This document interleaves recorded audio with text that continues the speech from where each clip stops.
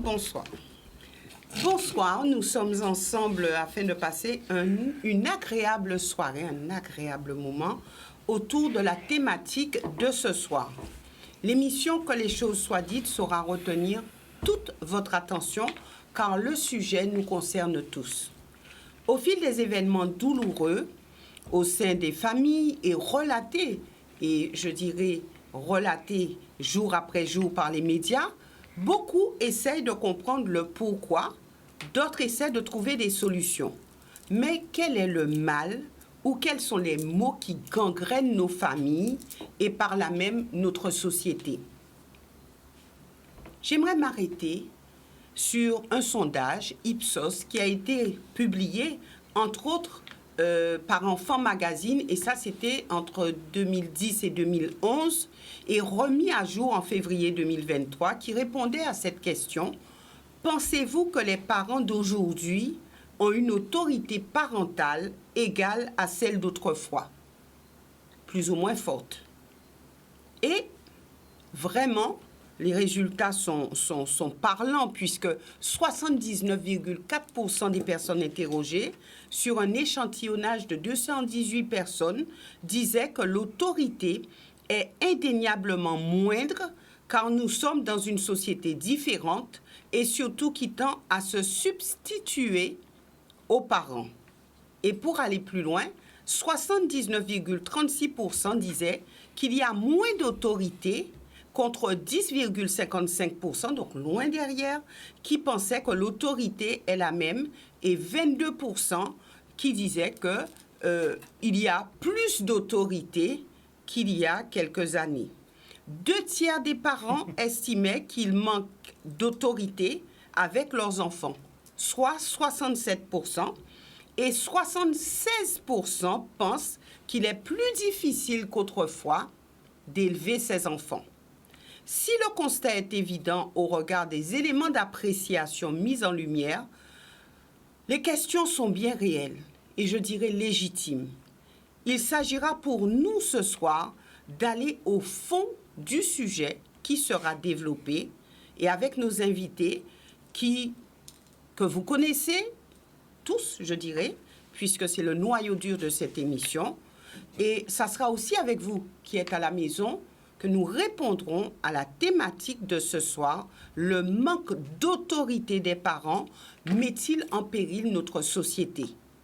Nos invités que vous connaissez, mais que je vais tout de même vous présenter de manière très rapide, sont présents.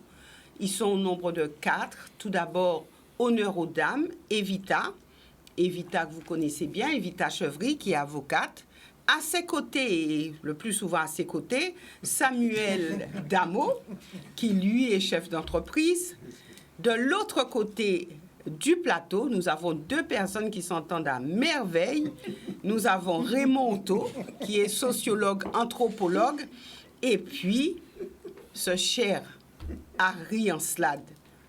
Je dirais ce cher de ces dames, ce cher des téléspectateurs de Canal 10, mais surtout de l'émission Que les choses soient dites, Harry Ancelade, qui est ingénieur, mais aussi chef d'entreprise. Madame, messieurs, merci d'être ici ce soir pour une thématique, je dirais, qui n'est pas très difficile à aborder parce qu'il y a beaucoup, très facile à aborder puisqu'il y a beaucoup à dire, mais une thématique aussi qui vaut son pesant d'or aujourd'hui, au regard, je l'ai dit en introduction, de tout ce qui se passe. Alors, tout d'abord, on fait un tour de plateau comme d'habitude. C'est quoi l'autorité? Alors, l'autorité tout court, et ensuite, on va aborder la notion d'autorité parentale. Et je débuterai avec Samuel pour terminer avec Raymond. Donc, c'est quoi l'autorité, Samuel? Bonsoir, Canal 10. Pour moi, l'autorité, c'est tout ce qui fait, c'est tout le cadre, c'est tout ce qui fait que vous avez du respect, de la reconnaissance pour, que ce soit dans le cadre du travail ou de la famille, pour celui ou celle qui, quelque part, a la responsabilité de l'éducation, a la responsabilité... Alors, il y a différentes formes d'autorité. Et c'est vrai que l'autorité aujourd'hui, si on parle de la famille, l'autorité était quelque part... c'était les deux parents qui avaient cette charge-là aujourd'hui, mais on est dans le cadre de beaucoup de familles monoparentales. Voilà, monoparentales. Donc, quelque part, c'est un peu la perte d'autorité parce qu'avant, le père était... Alors, je rentre peut-être trop vite dans le sujet, mais tout ça pour dire que c'est tout ce qui vous impose le respect. C'est tout ce qui vous impose le respect et qui vous fait comprendre que vous n'êtes pas encore suffisamment mûr, ou en tous les cas en responsabilité, pour pouvoir prendre des décisions, mais qu'il y a une personne au-dessus de vous qui est chargée de vous faire, de vous guider et de vous cadrer. Voilà, pour moi, c'est ça l'autorité. D'accord. Evita. Oui, la notion d'autorité est une notion très large quand on dit l'autorité, parce que l'autorité d'un homme politique, c'est pas l'autorité d'un père. L'autorité, c'est vrai, il y a des personnalités qui, de par justement leur personnalité ou leur charisme, imposent sans qu'on ait l'impression que ce soit imposé, imposent le chemin à traverser. Mais l'autorité parentale, c'est souvent, il faut le reconnaître, derrière l'autorité parentale, on impose. Un enfant, c'est ça. Et on arrive, comme dit tout à l'heure, vient de dire Samuel, on va rentrer rapidement dans le vif du sujet. Mais dans l'autorité, il y a quand même, selon moi, une notion de pouvoir, de rapport quand même, qui peut être un rapport de force. Et souvent, dans l'éducation des enfants, il y a ce rapport de force. Rapport de force entre qui et qui? Alors, un rapport de force, mais c'est ça. Parce que, je veux dire, bon, nous prenons le cas de la démocratie. En démocratie, il y a des chefs d'État, il y a des leaders qui ont de l'autorité, c'est-à-dire de par leur personnalité, ils sont écoutés, ils sont entendus et ils nous accompagnent. Et puis, il y a des chefs aussi qui n'ont aucune autorité, c'est-à-dire qu'on peut les huer, on peut les insulter, on peut dire qu'ils sont complètement débiles, etc. Donc, l'autorité, c'est quelque chose de particulier. Évidemment, en dictature, l'autorité, c'est tu ne obéis pas, je t'emmène à la prison. Donc là, je parle de cette autorité. Et puis, il y a l'autorité, évidemment, d'un homme malheureusement sur une femme, ou d'une femme sur un homme, et qui arrive aussi à imposer des choses. Parce que, et puis l'autorité des parents. Parce que dans cette autorité individuelle, il y a la notion, qu'on le veuille ou non, de pouvoir, la notion de rapport de force et la notion parfois même d'emprise. Donc la notion d'autorité, je veux dire, elle englobe beaucoup de situations. Harry. Oui, effectivement, non, mais je rejoins un peu ce que dit Evita. Bon, parce que l'autorité, il y a deux façons de concevoir. Il y a l'autorité imposée parce qu'on a les moyens. C'est justement ce qu'on appelle l'autorité imposée par une certaine force. La force, où ça peut être différents types de forces d'ailleurs. Hein. On a les moyens, ça peut être une force financière, une force physique, une force, tout ce qu'on veut. Bon, en politique, où le dictateur, c'est l'armée, enfin, il y a de tout. C'est les forces militaires. Bon, ou forces sentimentales. Donc, il y a cette autorité-là. Et puis, il y a l'autre autorité, qui est la personnalité même de l'individu. Il y a des gens qui inspire l'autorité. Sans ouvrir la bouche. Sans rien dire. Mais il y a des gens... Bon, quand on parle des parents, il y a des parents qui n'ont pas besoin de faire beaucoup de cinéma pour se faire respecter. Un regard, et tout rentre dans l'ordre. Exactement. Parce que c'est comme ça. Et les enfants, ils respectent ça. Parce que ça s'est instauré comme ça, parce qu'ils ont un certain respect, parce que ce respect-là, c'est fait au fur et à mesure. Mais les parents, au fur et à mesure, ont donné cette image-là. Et les enfants, à ce moment-là, respectent cette autorité. Donc, il y a deux types d'autorité. Et tout le débat est que, justement, tout ça a un peu glissé. Et il y a plus un type d'autorité qui marche que l'autre. Et donc, voilà, on va maintenant arriver à ce problème-là, qui maintenant, qui se pose aujourd'hui dans notre société. Raymond. Moi? Pourquoi tu... Non, moi. Oui, non, mais... On me demande de parler. J'attendais qu'Harry finisse et que tu donnes la parole. C'est faire preuve d'autorité en tant qu'animatrice. C'est toi qui imposes le là. Et on est en plein dans le sujet. En fait, l'autorité, pour moi, est une notion volubile qui n'existe pas sans cadre. Ça fait partie de tous ces concepts qu'on utilise, mais sans le cadre de référence, c'est ce qu'on tous on a dit, il n'existe pas. En fait, mercredi dernier, on parlait des valeurs, mais ce qui pose le cadre de l'autorité, c'est surtout les valeurs qui sont imposées. Tu ne tueras pas, tu ne convoiteras pas le mari de ta voisine ou l'épouse de ton voisin. Bon, ça, ces aspects-là, on respecte peu aujourd'hui dans notre société. Mais ça, c'est le premier niveau micro-sociétal. Macro-sociétal, ce sont les règles qui s'imposent à nous et qui fait qu'effectivement, ce que tu disais est vrai. Si tu as ton permis, tu es censé être contraint à un certain nombre de règles, donc tu es obligé de respecter ces règles. Sinon, l'autorité en charge va t'imposer le registre de sanctions qui va avec. Et troisième niveau, à mon sens, et on a balayé, c'est le national, mais là, aujourd'hui, ça se discute, et je suis d'accord avec Harry, c'est-à-dire que l'autorité d'elle-même impose effectivement l'exemplarité. Et donc, on ne peut pas être dans une forme à vouloir dire, pendant longtemps, ça a été le discours que la société imposait, faites ce que je dis, ne faites pas ce que je fais, ce qui est une aberration de l'esprit, parce que tu es adepte de la schizophrénie. Et pendant longtemps, les adultes se sont excusés et les enfants ont reproché ça aux adultes. Donc, je crois qu'aujourd'hui, pour faire simple à ta première question, et qui rejoindra effectivement la définition d'Evita, il faut qu'on élague toutes les ramifications qu'on a mises sur la notion d'autorité pour revenir à l'essence même, c'est-à-dire c'est quelque chose de coercitif. C'est une contrainte. Et est-ce qu'on peut prendre ce raccourci pour débuter, mettre le pied dans le plat et affirmer, donc d'entrée de jeu, que les parents aujourd'hui manquent d'autorité? Non.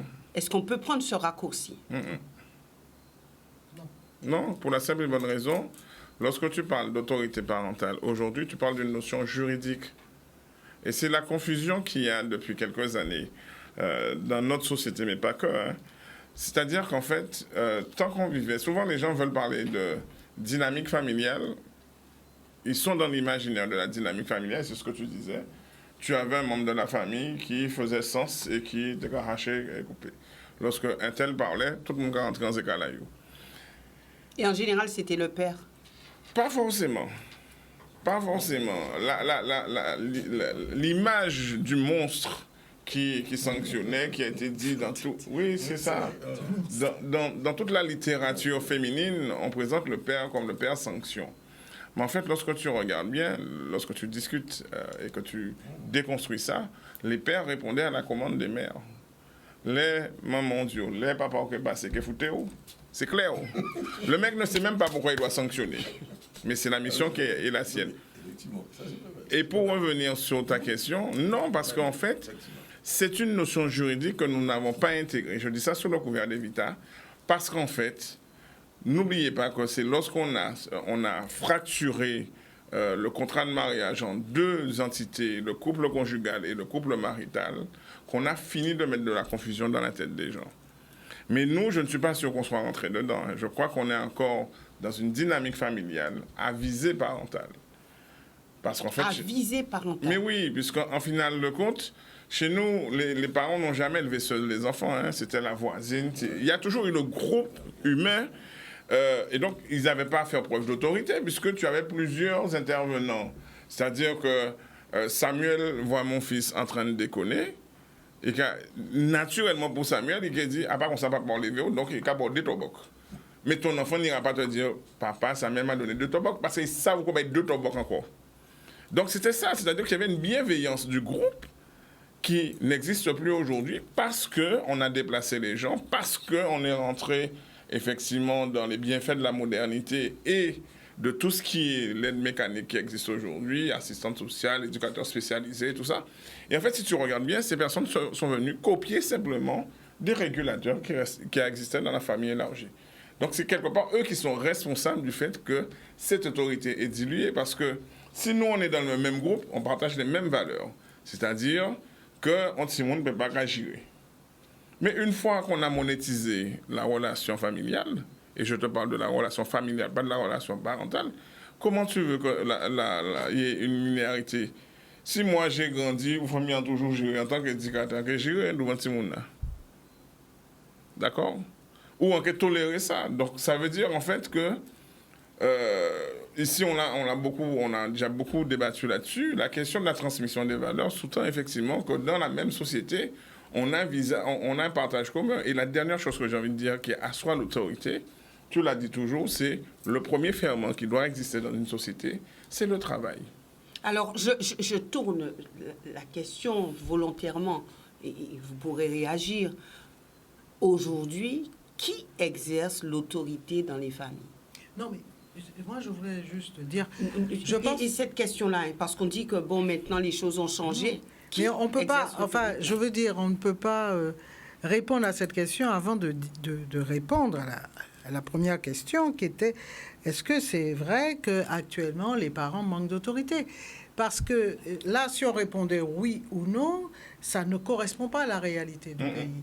Il y a des parents qui continuent à élever leurs enfants comme cela se faisait que ma grand-mère, par exemple, comment ma grand-mère élevait ses enfants. Ça, c'est une réalité. Il y a des parents qui continuent à penser qu'ils ont un devoir d'accompagner, d'encadrer leurs enfants, de surveiller leur fréquentation. Et là, j'aurais quelque chose à dire tout à l'heure de très important sur cette question. Et puis, effectivement, il y a une réalité, il faut en parler aussi, de parents qui ne savent plus comment élever leur enfant. Pourquoi? Parce que pendant très longtemps, il y avait au moins une forme d'unanimité sur la façon d'éduquer dans ce pays-là, qui était, voilà, tu obéis à tes parents, tu respectes tes parents, tu ne peux pas te permettre de dire n'importe quoi à tes parents. Quand tes parents t'ont dit de ne pas sortir, tu ne vas pas à la surprise partie d'Harry, eh ben, je suis désolée, même si tu es fâché, tu restes dans ton lit. C'était ça, là. Maintenant, on part en cachette, on passe par-dessus la fenêtre, on part avec les copains. Il y avait une unanimité. Et comme dit très bien, et ça, c'est important de toujours le rappeler, il y avait le rôle de l'environnement. L'enfant était l'enfant de tout le monde. Donc, le voisin pouvait dire, oh, mais ça va pas, Evita, le soleil est en train de tomber, là, qu'est-ce que tu fais encore dans la ruelle? Ça, c'est une réalité. Et puis, il faut parler de ces parents qui sont perdus. Pourquoi? Parce que ils ont été tellement bouffés par les valeurs occidentales, la façon dont les Occidentaux élèvent leurs enfants. Et puis, c'est dommage, j'ai pensé qu'il y avait un psychologue qui allait être invité ce soir, parce que les psychologues, c'est vrai, brutalement, sous cette éducation stricte, ont plaqué la notion de traumatisme des enfants. Il ne fallait plus rien leur dire, c'était un véritable traumatisme, il ne fallait pas les contraindre, etc., leur laisser totale liberté. Ils l'ont fait, ils l'ont regretté, certainement. Certains, en tout cas, l'ont regretté, mais ça a beaucoup perturbé le champ.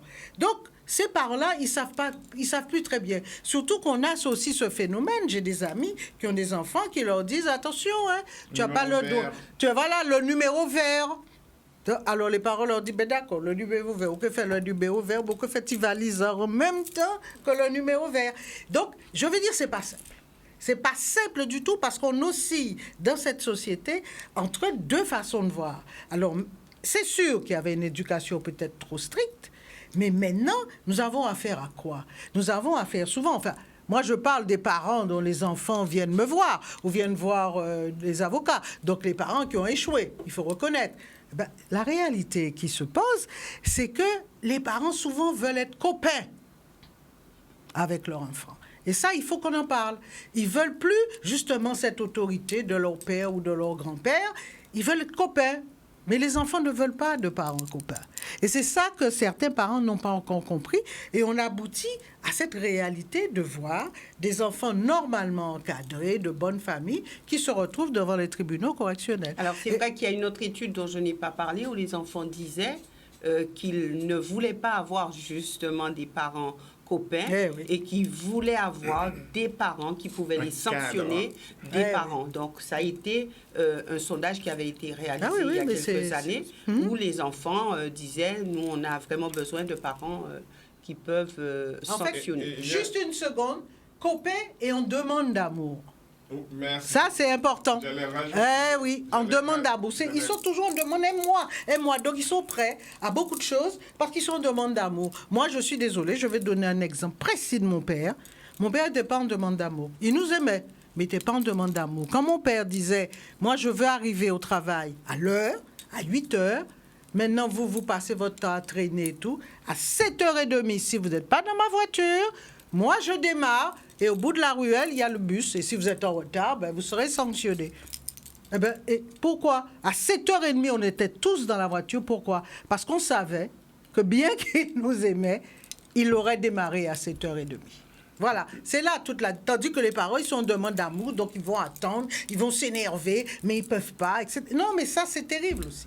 Non, juste un élément. Juste un élément. Tout petit élément dans le propos d'Evita qu'il faut rajouter, et la féminisation de la société guadeloupéenne avec tous les travailleurs sociaux et autres intervenants. Et Nous y reviendrons d'ici c'est un vrai débat qu'il faut qu'on ait. Nous y reviendrons d'ici quelques instants et puis il faudrait que Samuel et Harry s'expriment sur cette première partie, mais ça sera juste après une courte page de publicité.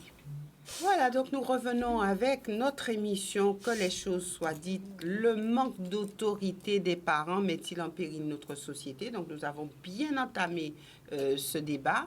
Maintenant, la parole à Samuel et ensuite à Harry sur cette première question.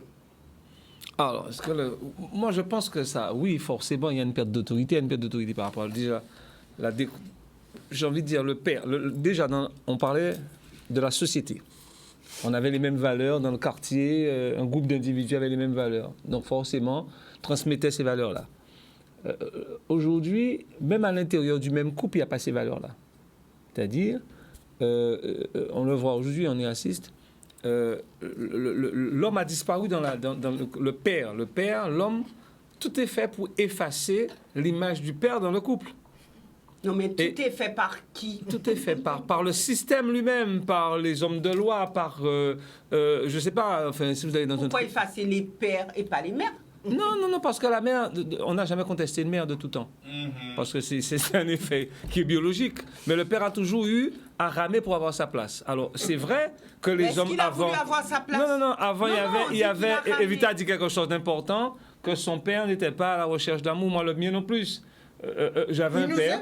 Il nous aimait, oui. Moi, mon père m'aimait énormément, nous aimait énormément, mais à aucun moment, on ne pouvait contester une décision de mon père où il vous regardait, il n'avait pas à parler fort, il n'avait pas à crier pour vous faire quelque chose, parce que c'était une autorité naturelle. Donc, il en imposait, on dit. Aujourd'hui, force est de constater que ça n'existe plus dans les familles. Ça n'existe plus déjà parce que les enfants, ils regardent leurs parents, ils voient qu'il n'y a aucune cohésion entre les parents eux-mêmes, puisque lorsque finalement ça se chamaille, les enfants, il faut comprendre que les enfants sont à l'affût de tout, ils voient tout. Et si l'autorité d'un ou de l'autre des parents contestés, forcément ça a des effets sur l'éducation des enfants. Et les enfants le voient. Les enfants, ce fameux... il y a un mimétisme. Et Claude le disait, tu ne peux pas dire de faire quelque chose pour que toi-même tu ne l'appliques pas. Aujourd'hui, je trouve que les parents sont très... Claude Raymond, je dis Claude. Voilà, c'est Raymond. Je pense à Claude tout, Raymond. Et c'est vrai qu'aujourd'hui, les parents... vous forcez le respect, ce qui existe de moins en moins. Lorsque vous regardez comment les parents aujourd'hui, les jeunes parents fonctionnent, ils n'imposent plus le respect.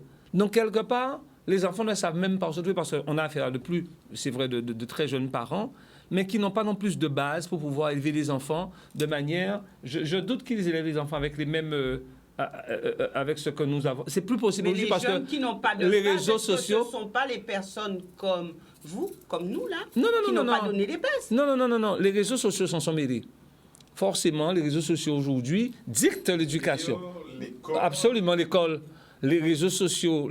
Donc voilà, il y a des parents qui acceptent que les enfants très tôt aillent faire ce qu'on appelle, ce qu'on ne connaissait pas avant, les soirées pyjama, enfin, ces choses-là. Aujourd'hui, il n'y a plus d'interdit. Et je l'ai dit dans l'émission, les enfants, on interdit d'interdire. C'est-à-dire, rien n'est interdit. À une soirée pyjama? C'est pas tant la soirée, non. C'est pas tant la soirée pyjama en elle-même. Avant, vous aviez un copain ou une copine, vous dormiez chez vous, et le lendemain, vous passiez, vous alliez voir votre copain. Votre copine, vous n'aviez pas, parce que là aussi, il y a plein de choses qu'on ne gère pas. Les parents se débarrassent de plus en plus de leurs enfants. Comme si, d'ailleurs, vous le voyez, même quand ils sont avec leurs enfants, parfois, ça n'échange pas avec les enfants. Donc le phénomène déjà aujourd'hui, même quand les réseaux sociaux sont présents partout, Donc forcément, les enfants aujourd'hui se trouvent en fait, ils sont perdus. Donc il n'y a pas d'autorité parce que quelque part vous êtes presque, quelque part vous en voulez. Et cette fameuse culpabilité vient de là. Comme vous ne pouvez pas effectivement tout donner aux enfants, mais quelque part vous quémandez son amour parce que vous n'avez pas la force de lui dire de ne pas faire quelque chose. On a perdu tout sens de frustration. On vit dans une société, on doit forcément se frustrer pour réussir un certain nombre de choses, mais dans tous les domaines. C'est devenu comme ça pour la consommation. Aujourd'hui, les yeux des enfants ne brillent plus lorsque vous leur donnez un cadeau, puisqu'on donne tout de suite. Mais ils vendent les cadeaux. Ils vendent les cadeaux, voilà. Les enfants vendent leurs cadeaux. Oui, c'est vrai. Et c'est devenu normal. Il y a des sites pour ça, pour la vente de cadeaux d'enfants qui ne sont pas contents de cadeaux que leurs parents leur donnent. Mais les parents même cautionnent ça. Enfin, c'est un vaste sujet aujourd'hui. La société se perd à cause de ça. Et j'ai envie de vous dire, c'est vrai que lorsque j'entends dire que les choses n'ont pas changé, non, les choses ont changé. Puisque avant, c'était les générations, il fallait avoir 20-30 ans de plus que quelqu'un pour ne pas comprendre ce qui se passait. Aujourd'hui, vous avez des jeunes de 30 ans qui ne comprennent pas le fonctionnement de jeunes de 20 ans. Oui, voire même de 25. Voire même de 25. Donc ça va très vite. Les 5-6 ans... Oui, mais est-ce qu'il n'y a pas aussi ce manque de référence, ce manque d'exemple, ce manque... Parce que c'est bien, on dit oui, mais les enfants font ci, font ça. Mais est-ce qu'on ne peut pas remonter un petit peu? Non, lorsque vous voyez des parents qui sont avec des enfants, mais qui sont avec leur portable, en train de pianoter dans leur portable, les enfants sont là. Est-ce que là aussi, parce que j'entends bien les enfants, oui, mais est-ce qu'il ne faut pas revoir aussi la copie? Est-ce que les parents ne doivent pas revoir aussi leur copie? Mais lorsque ça ne va pas pour les enfants, ce sont rarement les enfants qui ont un problème. C'est le modèle qu'on leur donne. Un enfant, vous n'êtes pas obligé de lui dire. Moi, mes parents ne me disaient pas forcément de faire quelque chose. Je voyais on s'est fréquenté très jeune. Je pense que tu connaissais le père et la mère d'amour. Ça ne plaisantait pas. C'est-à-dire, forcément, les parents avaient un cadre et eux-mêmes, ils respectaient un certain nombre de choses. Donc, quelque part, tu mimais ce qu'ils faisaient. Tu ne te posais pas de questions, tu mimais. Mais pour tout, pour l'habillement, pour la façon de manger, pour passer un moment, par exemple, déjeuner ensemble, dîner ensemble. Est-ce qu'il faut être dans la nostalgie de ce temps-là? Non, c'est pas une question de nostalgie. On ne peut pas. C'est pas une question de nostalgie. Forcément, c'est la chose. Si on en est arrivé là, c'est qu'il y a eu une causalité. Il y a eu un certain nombre de phénomènes qui ont fait que nous en sommes arrivés là. Parce qu'on entend les gens dire, et c'est vrai, et puis je vais vous laisser la parole, mais on entendait et on entend peut-être un peu moins maintenant, mais les gens de notre génération disent oui, mais moi, on prend trop de coups, on ne veut pas battre mon en moins coup, on ne veut pas mon en moins prendre coup. Oui, mais et donc, il y a eu, franchement, à un moment donné, est-ce qu'il n'y a pas eu des maillons qui se sont cassés et où c'est parti dans tous les sens pour donner ce qu'on a aujourd'hui? C'est-à-dire qu'on a voulu libérer la parole parce que la difficulté, si on veut vraiment parler de ce sujet, on se bloque dans le temps. On fait des années 50 à aujourd'hui. D'accord? Au moins, c'est clair, le cas est posé. Les années 50, c'est quoi? C'est le baby-dom. Donc, en fait, c'est une réponse de Charles de Gaulle à vouloir virer toute tentative de velléité de devenir indépendant. Donc, il a viré tout le monde. Lorsque tu vires tout le monde dans une société, tu bouscules les chaînes de transmission. D'accord? Tu bouscules les références. On a massifié l'école. Mais on a massifié l'école et on le sait aujourd'hui, les études l'ont montré, ce sont les jeunes filles qui en ont bénéficié. Lorsque tu veux transformer une société, tu transformes les femmes de cette société.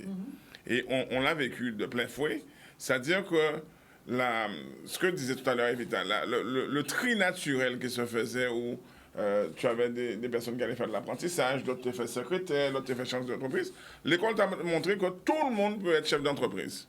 C'est ça le truc de l'école. Mais l'école t'a montré aussi qu'il faut que tu acceptes de perdre tes valeurs, de perdre ton identité pour rentrer dans la modernité. Mais la modernité, c'était quoi? C'était de ressembler à un Français de France. Et pendant longtemps, le discours politique, puisque tu le citais en off, c'était fallait qu'on rattrape. J'ai jamais compris comment tu peux rattraper un pays en retard. Il n'y a que chez nous qu'on a eu ce discours. Et dernière chose, tu as dit, c'est quoi, pourquoi pyjama juridique? On a une avocate. Tu sais qu'en fait, la loi t'interdit de confier un enfant un pyjama? Non, à l'autorité. Tu es censé avoir l'autorité de la chose gardée. Tu donnes un stop aujourd'hui à quelqu'un, et on a eu la situation il y a 3 ans, lorsque deux bonnes copines, et le gamin est mort. La mère a fait un procès, d'accord? C'est-à-dire que lorsque les gens veulent, ils savent se rappeler que la loi leur dit que tu es obligé effectivement de garder tes enfants, et ce n'est pas une loi récente, c'est une très vieille loi, qui te dit effectivement qu'avant la majorité, ou responsable d'être Timonao. Donc, arrêtons effectivement de toujours piocher à l'extérieur, de ramener chez nous et après de dire que c'est une problématique. Ce n'est pas une problématique. Lorsque tu as eu la première génération de Bumidomiens qui sont arrivés, ils sont arrivés avec les références de Paris. Tu te souviens, tu avais raconté l'histoire de lorsque tu arrives en école. On est qui arrive en école d'ingénieur, c'est pas normal. D'accord? Mais en même temps, lorsqu'on est revenu en Guadeloupe, on est qui fait études d'ingénieur et qui arrive. Non. C'est-à-dire que ce pays-là a toujours été bousculé depuis moins de 70 ans sur ses valeurs. Et donc forcément, ce que tu as dit là est vrai. Il faut rajouter un autre élément. En 79, on avait 2 chaînes de télé, sauf les familles bourgeoises qui pouvaient regarder le satellite. Mais sinon, on avait 2 chaînes de télé. Lorsqu'on est rentré en 89 dans le canal satellite, on a eu accès à tous les modèles familiaux du monde. Et on a commencé effectivement à changer nos références. La deuxième chose, c'est que tu as parlé des psychologues. Non, Non, mais je vous mets les deux. Mais c'est vrai qu'il fallait que notre société évolue. Et souviens-toi, on s'est dit un jour qu'il faut qu'on discute sur la question de Potomitan, parce que c'est les premières étudiantes qui ont réussi leurs études en sciences humaines qui sont arrivées avec ce désordre mental chez les gens, à inventer un concept sans évaluer les conséquences que ça aurait eu sur les générations de femmes après. D'accord? Donc, lorsque tu mets tout ça, ça te donne quoi? Un parent et la mobilité, puisque tu as organisé la société, ou mettez moun en vertical, moun pas en horizontal encore, tu as décentré les gens des îlots où ils habitaient, donc tu n'as plus le contrôle social classique, naturel, qui se faisait. Ben, aujourd'hui, tu as des personnes qui sont isolées. Et ce n'est pas le fait qu'ils soient isolés qui les excuse, mais ils sont isolés à devoir travailler, donc c'est-à-dire que pendant longtemps, l'enfant n'est pas sous leur autorité. C'est-à-dire que lorsque tu déposes ton enfant à la crèche le matin et que tu le récupères à 18h30, c'est l'État qui a fait l'éducation. Le récupérer, et c'est un vrai sujet de conversation, puisque pendant longtemps, on essaie de comprendre pourquoi, comment déprogrammer l'enfant de la prégnance de la tati. Mais parce qu'il faut y travailler. Après, ils sont rentrés à l'école. Oui, la maîtresse a dit effectivement que c'est l'éducation non violente. Mais nous, notre éducation n'est pas violente. Lorsque tes parents te mettent en relation avec un lien de temps marin, c'est un régulateur de frustration. C'est pour expliquer qu'en cas là, ça ne peut pas ni. Merci. C'est ça notre problème. Est-ce qu'il n'y a pas eu des dérives avec Niana Tamarin? Il y a eu des dérives. Qui a fait qu'on est arrivé. Qu'est-ce qu'on appelle une dérive? Je ne suis pas d'accord avec toi, parce que je te rappelle un petit... C'est une question. Non. Est-ce qu'il n'y a pas eu des dérives qui fait que... Relis les journaux de France aujourd'hui. Nous, on ne tue pas les gens. D'accord? On ne tue pas les enfants. Oui. Moi, j'aime bien... Ça choque toujours tout le monde. Je leur dis, avant de me faire la leçon de dire que la Guadeloupe est violente, regardez dans votre pays. Il y a une gamine qu'on a trouvé ses restes. D'accord? Donc, pour l'instant, on n'est pas encore dans ça en Guadeloupe. Donc, arrêtons de nous flageller et de penser qu'on est les plus mauvais parents. Les parents, ce que la loi interdit, c'est la maltraitance. Nos parents ne nous ont jamais maltraités, il faut qu'on soit au clair. Famille, on est d'abord grâce. Moi, j'adore cette expression. Regarde, Harry en Jabalébao, une fois. Harry en Jabalébao, 2 fois. Mais là, le tribunal public dit, bon, Harry, nous avons statué aujourd'hui là. Ou quoi prendre quoi toutes ces fois-là où il y a gracieux. Donc, notre système n'était pas certes parfait, mais il correspondait à nos enfants, il correspondait à notre réalité culturelle. C'est vrai que j'ai entendu beaucoup de chercheurs dire oui, l'autorité descendante, c'est pas une bonne chose. Je suis désolé. Il faut respecter grand-mère parce que grand-mère n'a pas de miaou. C'est tout. Aujourd'hui, il est naturel de dire à sa grand-mère ta gueule ou de dire famille ta gueule. Il faut qu'on se pose des bonnes questions. Parce que si famille on pas des gens dit ta gueule parce que pas l'intégralité des dentitions. L'esprit humain fonctionne avec des marqueurs. Et les gens qui nous regardent vont être choqués par mon propos, je l'assume pleinement. L'esprit humain fonctionne avec des marqueurs. Et ce que disait tout à l'heure Evita est vrai. Lorsque les gens arrivent en prison, eh ben, je peux te dire que pendant la première semaine, il y a fait une rééducation à vitesse grand V. Et tout le monde va rentrer en flèche. Parce que là, il n'y a pas, en fonction de mon humeur, si je vais me lever. Non, il y a aujourd'hui, là, c'est vous qui avez nettoyé. Il n'y a pas de vie. Pourquoi la prison en Guadeloupe est devenue un lieu d'éducation et de socialisation? C'est une vraie question qu'on devait se poser. Harry. Ouais. C'est autour de Harry. Ah ouais, mais c'est... Mais j'ai parlé pour lui et pour moi. Messieurs, vous savez, j'ai un vrai problème, c'est que ma première vraie question, c'est est-ce qu'il faut la même autorité pour tout le monde? Moi, j'ai un vrai problème. Moi, je suis convaincu que vous prenez n'importe quelle famille, il y a 3 enfants dans la même famille, et quand vous les retrouvez à 18-19 ans, vous retrouvez 3 individus différents. On est d'accord. Et vous allez trouver un très charmant, un très violent, qui est... Et ça m'interpelle parce que finalement, ça veut dire, à partir de ce moment-là, quelle autorité qu'il faut. Moi, quand on a approché les 18 ans, à l'époque, partir faire des études à 18 ans, c'était pas évident. La majorité n'était pas encore à 18 ans, c'était 21 ans. Moi, j'ai noté que les gens que j'ai côtoyés, quand on arrivait à Paris, ben, il y en a beaucoup qui étaient des garçons bien élevés, bien éduqués et très respectant des règles. Et une fois libérés à Paris, ils n'ont même plus fait des études réellement et se sont lâchés. Et ils se sont lâchés parce que, finalement, et ça m'interpellait parce que quand je les regardais fonctionner, et moi, j'ai vécu librement. C'est pour ça que je suis très mal à l'aise dans ces débats-là, parce que ma vie est très différente. J'ai vécu très librement. J'ai eu un grand-père. C'est bizarre, mais c'était comme ça. Je lui ai toujours dit ça. Je lui ai dit, je pourrais douter que tu avais envie que je fasse des études, parce que je faisais ce que je voulais. Il te faisait confiance. Et il me répondait, mais non, c'est parce que tu étais toi. Il me dit, mais tu étais toi, j'avais aucun doute. Très tôt, je n'avais pas de doute. Je savais ce que tu allais tout faire pour faire ce que tu veux. Et je savais ce que tu voulais. Tu avais décidé que tu allais jusqu'au bout. Mais moi, je ne me même pas. Alors, mon grand-père était quelqu'un qui arrivait, qui me voyait en train de travailler, et il me dit, attends, tu es sorti de classe à midi, on est samedi où tu travailles, m'arrête de travailler, moi, je vais faire autre chose. Et Franck te dit, ouais, mais pas oublier, demain, il y a carnaval, masse à Saint-Jean. Dimanche, je ne veux rien faire. Je suis derrière les masques. Donc, je finis le cours tout de suite pour être libre dimanche. Mais ça a toujours été comme ça. Je n'ai jamais entendu mes parents me dire un jour, ah, il va travailler, il va prendre un bouquin. C'est l'inverse. Il me dit, est-ce que tu es malade? Parce qu'il me voit là, je travaille. Et c'est un jour de fête ou je ne sais pas quoi, mais ils vont s'inquiéter. Ça, c'était... Mais il y a plein de contradictions. Même moi, si je parle de ça, dans ma vie même, j'ai de la contradiction. Parce que mon rapport avec mon grand-père n'était pas le même avec ma grand-mère. Mais pas du tout. Pas du tout, pas du tout. Et avec les parents, le père, la mère? Non, mais moi, j'ai vécu avec mes grands-parents. J'ai vécu avec mes grands-parents, mais les relations n'étaient pas du tout les mêmes. Du tout.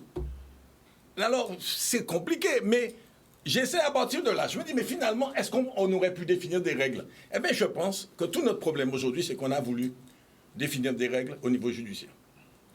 Au niveau juridique. Je pense que le problème, le législateur a voulu prendre l'éducation des enfants et vouloir mettre ça dans un code. Alors qu'en définitive, comme je disais, c'est pas la même chose. Il n'y a pas le même résultat. Pour 3 enfants différents, vous n'avez pas le même résultat. Donc, le problème, c'est qu'il y avait de l'intuition. Mon père n'avait pas fait psycho, mon grand-père n'avait pas fait psycho, il n'avait pas fait d'études, il était ouvrier. Mais je vous dirais honnêtement, cet homme-là, chaque fois que je me souviens de cet homme qui s'appelait Raphaël, parce que vous remarquez que beaucoup de mes modèles s'appellent Raphaël, je fais toujours honneur à ce type, j'ai toujours eu un respect. Justement, on parle d'autorité. J'ai toujours eu un respect extraordinaire pour ce type-là. Mais extraordinaire pour ce type-là. Mais c'est un lien particulier, c'est quelque chose de très particulier, notre relation. Mais quand je regarde, je me dis toujours, comment ça se définit? C'est son intuition qui a fait notre relation.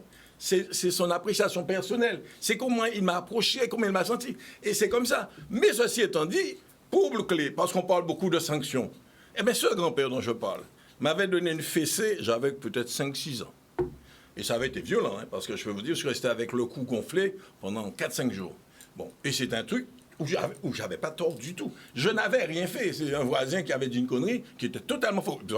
Un voisin dans une boutique, je vais acheter, il voulait pas se lever pour me servir.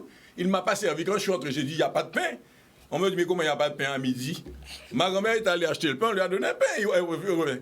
On dit, mais comment il n'y a pas de pain? Eh bien, le voisin, quand on lui a dit, comment il n'y a pas de pain, il a dit que j'étais insolent.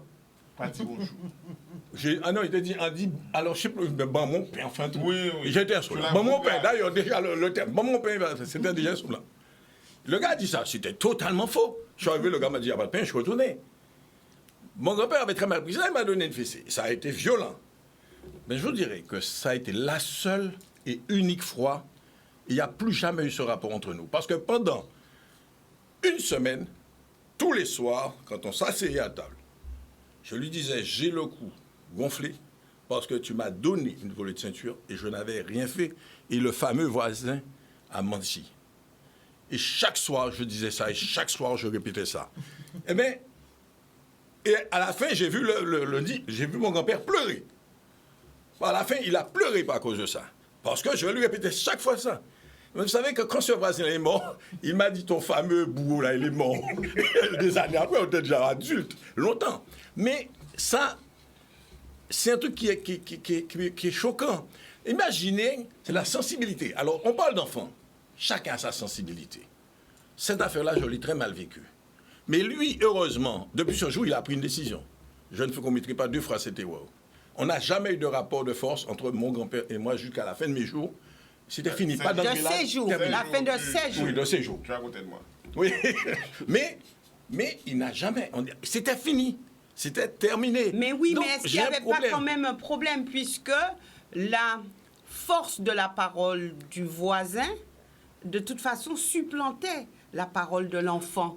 Oui, mais justement, alors, tu vois, mais justement, nous faisons souvent l'éloge de l'environnement qui stabilisait, qui avait autorité sur l'enfant. Oui. Mais ça pouvait donner ça. Et bien moi, ça m'a donné ça. C'est un exemple de dérapage. C'est un exemple de dérapage. Eh bien, ce sont ces choses-là qui font qu'au fur et à mesure, on a pensé qu'il fallait cadrer et légiférer. Et finalement, on a abouti à l'inverse. Parce que chaque fois qu'il y a un problème, et c'est ce que je reproche de façon générale dans la façon de gérer la société, de la part du système lui-même, chaque fois qu'on a un problème, on passe à l'extrême. Et on est tout le temps en train de se balader entre des extrêmes. Ce qui fait qu'on n'arrive jamais à des solutions. Et nous vivons en permanence des conflits d'extrêmes. Alors aujourd'hui, clairement aujourd'hui, qui exerce l'autorité dans les familles? De manière générale. De quelle autorité? Qui exerce l'autorité? Qui Attends. a l'autorité dans qui a les le familles? plus d'autorité? Voilà. Eh bien, moi, je pense que c'est l'État. Oui, merci. C'est l'État. C'est Ah ben voilà, effectivement. Alors, je m'explique. Je vais pour un peu compléter ce qu'Harry et Raymond dit. Sauf que moi, je pense que nous ne sommes pas intervenus dans les lois relatives aux enfants. Les Français ont fait leurs lois par rapport et nous les subissons. Alors, je donne juste un exemple qui a frappé quand même beaucoup de confrères parce que nous étions nombreux ce jour-là à la salle d'audience. Un chef d'entreprise qui avait tout fait pour avoir eu son enfant. La mère ne voulait pas tellement d'enfants, elle lui a fait un enfant et il y avait une relation quasi fusionnelle entre le père et la fille. Et lui, il avait décidé, en tant que chef d'entreprise en Jarry, à partir d'une certaine heure, il fermait les portes de son bureau. Il fallait qu'il aille passer un moment avec sa fille avant qu'elle ne s'endort. C'est lui, il avait appris à la coiffer, à faire des nattes. Il l'emmenait en vacances. Parce que la mère n'était pas, elle n'avait pas... C'était pas son truc. Voilà, le côté maternel, c'était pas son truc. Et ça, on ne porte pas de jugement sur ça. Et c'était vraiment une relation formidable. Malheureusement, l'enfant arrive à cet âge dit de toutes les perturbations, je suppose 13-14 ans, et elle commence à vouloir sortir. Et le père, par contre, il est sorti avec des garçons et tout. Le père a évidemment une certaine rigueur.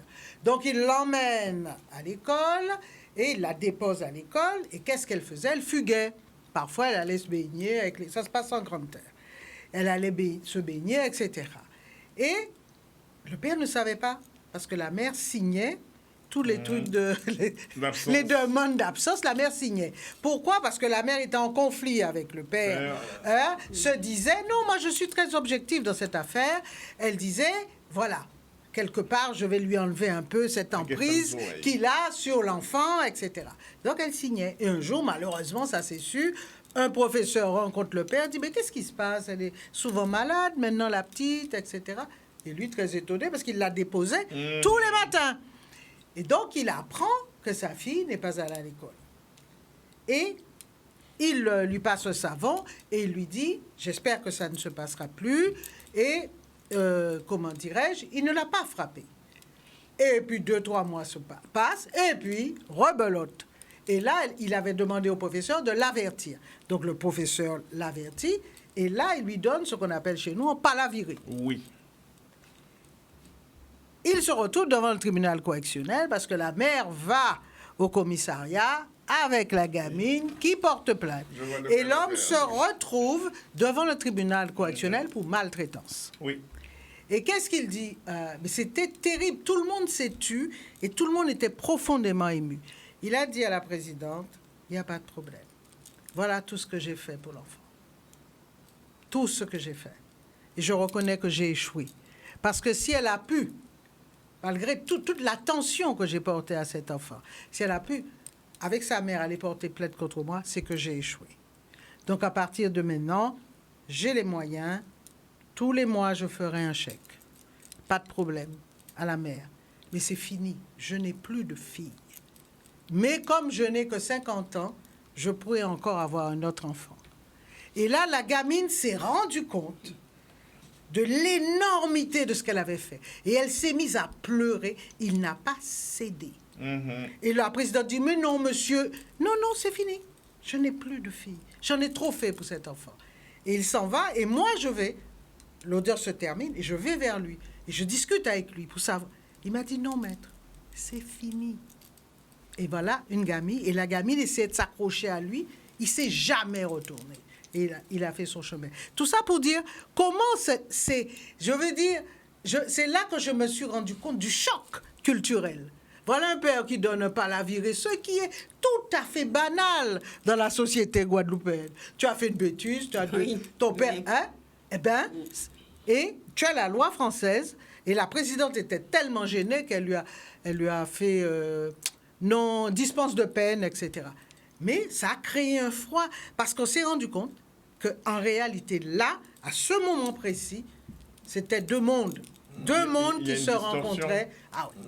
Deux mondes qui se rencontraient. Et je dis que ça a créé un trouble. Ça a créé un trouble. Toute cette législation, justement, autour des enfants, bien que je reconnaisse qu'il faille les protéger, empêcher qu'ils soient maltraités, etc. Mais on est arrivé à une absurdité. Là, on est dans un système totalement absurde. Et la présidente même a reconnu qu'il y avait un problème. Un père qui avait tant fait pour son enfant, ce n'est pas possible. Ben, écoute, je discutais avec des étudiants de Sciences Po. Alors, excuse-moi, c'est pas tellement la loi là qui a un souci, c'est ce que les parents en ont fait. Non, enfin, il y a avant. Voilà. Oui, mais parce que, il y a une disposition. C'est vrai que et ça, on le retrouve souvent chez les mères. Évidemment, j'espère qu'elle ne m'en voudra pas. C'est quelque part le réflexe, c'est un réflexe féminin, c'est vrai, lorsque des gens ont des enfants. Et il y a toujours ce chantage. Parce que le père a toujours eu un souci pour effectivement avoir son enfant, les droits de visite comme il faut. J'en sais quelque chose. Et c'est vrai qu'aujourd'hui, beaucoup de mères ont joué sur cette corde-là, mais vraiment de manière systématique. Vous avez même des pères qui avaient toutes les, j'ai envie de dire, tous les attributs, garanties. Toutes les garanties, mais se sont vus refuser la garde de leurs enfants parce que c'était systématiquement, c'était comme ça. Voilà, on partait du postulat. Ça change trop lentement. Ça a changé. Voilà. Oui. Et donc, quelque part aussi, ça fait énormément de mal à la société. On a vu récemment, pas plus tard qu'il y a 2 semaines, vous l'avez vu, un fils être quelque part avec des gens qui ont abattu son père et tout ça, parce que justement, son père essayait de le récupérer. Voilà. C'est horrible. Donc, quelque part aussi, on a une responsabilité. C'est pour ça que je dis parfois dans les couples, peut-être qu'on ne se parle pas assez. Est-ce qu'on peut avant dire de... que les parents, à ce moment-là, ont manqué d'autorité? Est-ce Non, ce est-ce sont qu'on les peut prendre individus. Ce sont, Non, voilà, mais c'est dans pas... quel domaine, là? Non, on pose les bases puisqu'on parle d'autorité. Ouais. Donc, et on parle de cette affaire. Est-ce qu'on peut l'affaire, dire d'accord. que c'est... Non, mais. Samuel peut Oui, vas-y, poursuivre vas-y. et vous pouvez Non, réagir. mais Non, mais- sincèrement, dans cette affaire, je ne pense pas que l'enfant ne vivait pas avec le père. Il vivait, son père était en train de le récupérer. Ah, d'accord. Donc, il ne vivait pas avec le Voilà, père. il Donc, on ne peut vivait pas pas avec dire le père. que... Voilà. Moi, je voudrais juste rappeler quand même, un petit rappel historique, parce que j'ai beaucoup entendu tout à l'heure mes chers camarades et amis, que le père a disparu. Je me permets de vous rappeler que toute l'histoire du pays, dans toute l'histoire de la Guadeloupe, le père n'existait pas dans la relation. Pendant très longtemps, il n'a pas existé dans la relation avec oui, Ah, ben, ça dépend avec de quelle l'enfant. période, hein. Puisque l'enfant, ben oui, dans cette Ça dépend de période quelle période. qui est quand même très très longue, où l'enfant suivait le sort de la mère.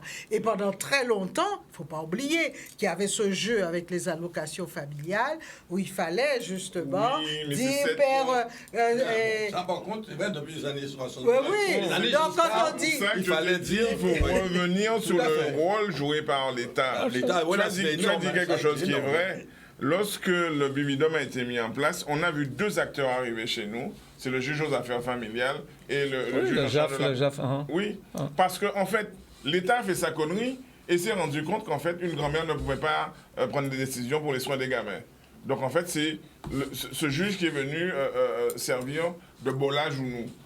Et je vous disais que je discutais avec des étudiants de Sciences Po qui m'ont regardé en me disant, mais de quoi es-tu en train de parler? Je dis, vous n'avez jamais pris conscience de cette histoire, mais c'est celle qui détermine tout ce qui se passe aujourd'hui en Guadeloupe. C'est-à-dire, en fait, de cette histoire, tout a changé. C'est-à-dire, aujourd'hui, la question que tu as posée, Evita a dit, c'est l'État qui exerce l'autorité. Absolument. C'est vrai. Dès lors, et Harry vient de le dire, dès lors qu'il y a un souci, on va toquer chez le juge. Mais comment tu veux que le gars puisse intercéder? Il ne partage pas ta culture. Voilà. Et c'est là tout le débat. Il ne partage pas ta culture. Et la dernière fois, tu étais choqué par mon propos lorsque j'ai dit en plus, non seulement il ne partage pas ta culture, mais il s'arrange pour ne pas avoir d'enfants. Alors ça, c'est un autre dossier. Oui, d'abord. Oui. Et j'assume mes propos parce que comment tu peux parler d'une chose dont tu n'as pas connaissance? Moi, c'est toujours ce que je trouve qui est exceptionnel. On a une maladie qui est la nôtre, c'est qu'on aime se dévaloriser devant les autres. Et c'est pour ça qu'on est dans ce caca-là aujourd'hui. Les gens ont confondu leur situation personnelle pour dire que toute la Guadeloupe était maltraitante. Non. Chez les Afro-descendants, les Syriens n'ont pas de problème, les Libanais ont d'autres problèmes, mais on peut avoir aussi la base publique. Et il y a toujours pas continuer à faire même indication là, dans le cadre français. Peut-être que pas respecté. Mais en final de compte, il y a une telle cohésion que tu n'en sauras rien. Tu n'en sauras rien. Oui. Ça se fait dans le silence. de la Voilà, et je communauté. faisais une boutade en disant Ouais. à des amis, Ça, c'est bien. on est tous dans la cinquantaine, je leur dis, est-ce que vous vous souvenez de ceux qui sont devenus nos copains de Bainbridge et de Gerville? C'est vrai qu'ils étaient au lycée avec nous, et après le lycée, ils vont disparaître. Ils sont entrés dans le circuit de vie. Les filles ont disparu, les garçons ont disparu, parce que les gens comment te dire, ils valorisent leur tradition et leur manière d'éduquer leurs enfants. C'est nous qui avons un problème. Hein. Et ce que disait Evita, une fois j'ai eu une discussion avec une personne qui est décédée déjà, et je lui ai dit, arrêtons de dire ce genre d'ineptie. Nos mamans ont inventé un truc que tu ne trouves dans aucune autre société. L'assiette renversée, le verre et les couteaux, timbales. Et chaque fois que tu passes à table, pourtant la dame elle vivait seule chez elle. Hein. Tu vois, l'enfant voit effectivement de l'autre côté de la table, il y a un couvert. C'est-à-dire qu'il y a un père. Même s'il y avait des cohabitations, et généralement tu le savais qu'il y avait des cohabitations, l'homme te font connerie, de toute manière, il disait même pas le père, en parler bas maintenant, il est passé pour parler bas. Et ce truc-là a fait que pendant des générations, certaines femmes ont trouvé ça comme astuce pour maintenir un équilibre dans leur couple, puisque elles avaient vite compris que tu ne peux pas être maman et papa dans la même dynamique. Et c'est ça qu'on a perdu. C'est-à-dire, je dis toujours qu'on a un problème d'ego, et on a un problème d'ego, et ce que tu as dit est vrai. on a utilisé le droit français pour renforcer le contrôle social des femmes ici. Puisque le droit français, ça l'arrangeait de déstructurer ta famille. Parce que lui, il veut imposer ses valeurs. Donc, il va à la location, ou pas besoin de Mais oui, femme isolée. Tous les ans, nous avons monde, mais isolée. À qui ou pas désisolée. Oui, oui. Ou pas Ah non, on est d'accord. Oui. Ou qu'à vivre tout La seul. féminisation des services sociaux dans notre pays, on réglait nos propres problèmes personnels. C'est-à-dire, en fait, nous savions effectivement que madame là a une double vie. Mais comme c'est nous qui avons contrôlé, nous avons fait mézier. Oui, il faut lui donner. Après, tu as eu la pensée du rattrapage. Il faut un jour qu'on se regarde et qu'on se dise, oui, l'État a mal fait chez nous, mais nous aussi, nous mal fait. Absolument. Et le jour où on va s'asseoir pour reconnaître nos torts, je pense que ce pays-là va avancer. Alors maintenant, nous partons quand même rapidement du côté du téléphone et je reviens avec vous. Bonsoir, nous vous écoutons. Premier appel. Oui. T'as dit bonsoir, hein? Bonsoir. Oui. Bonsoir. Bonsoir, monsieur. Bonsoir. En tout le monde qui a l'antenne, bonsoir. Bonsoir. Ah oui, ça oui. Tout ça qui est le plateau là, moi, jusqu'à la télévision, en cas d'entendre là, ma héritage, oui. Eh bien, félicitations pour répondre. Si c'est en forme de loi, eh bien, effectivement, c'est la loi qui votait responsabilité au papa et au maman. Qui veut dire, en cas de poser une question, quand ça veut dire, oui, on était, parce qu'on dit papa, grand-père, on complice. Eh bien, un coup de main, c'est un ouvert au dans le monde, quand ça veut dire, on même. En cas de question là, quand ça veut dire, on même.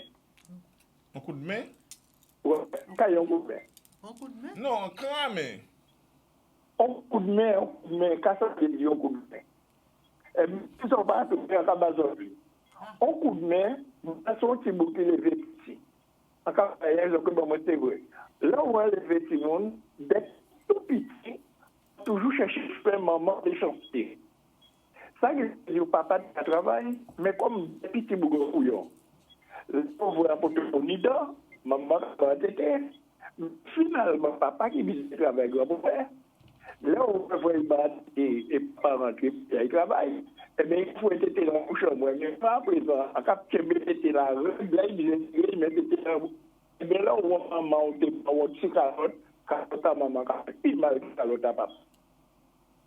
Tout ça va pas frapper, puis il faut. Donc, ça, m'a une raison.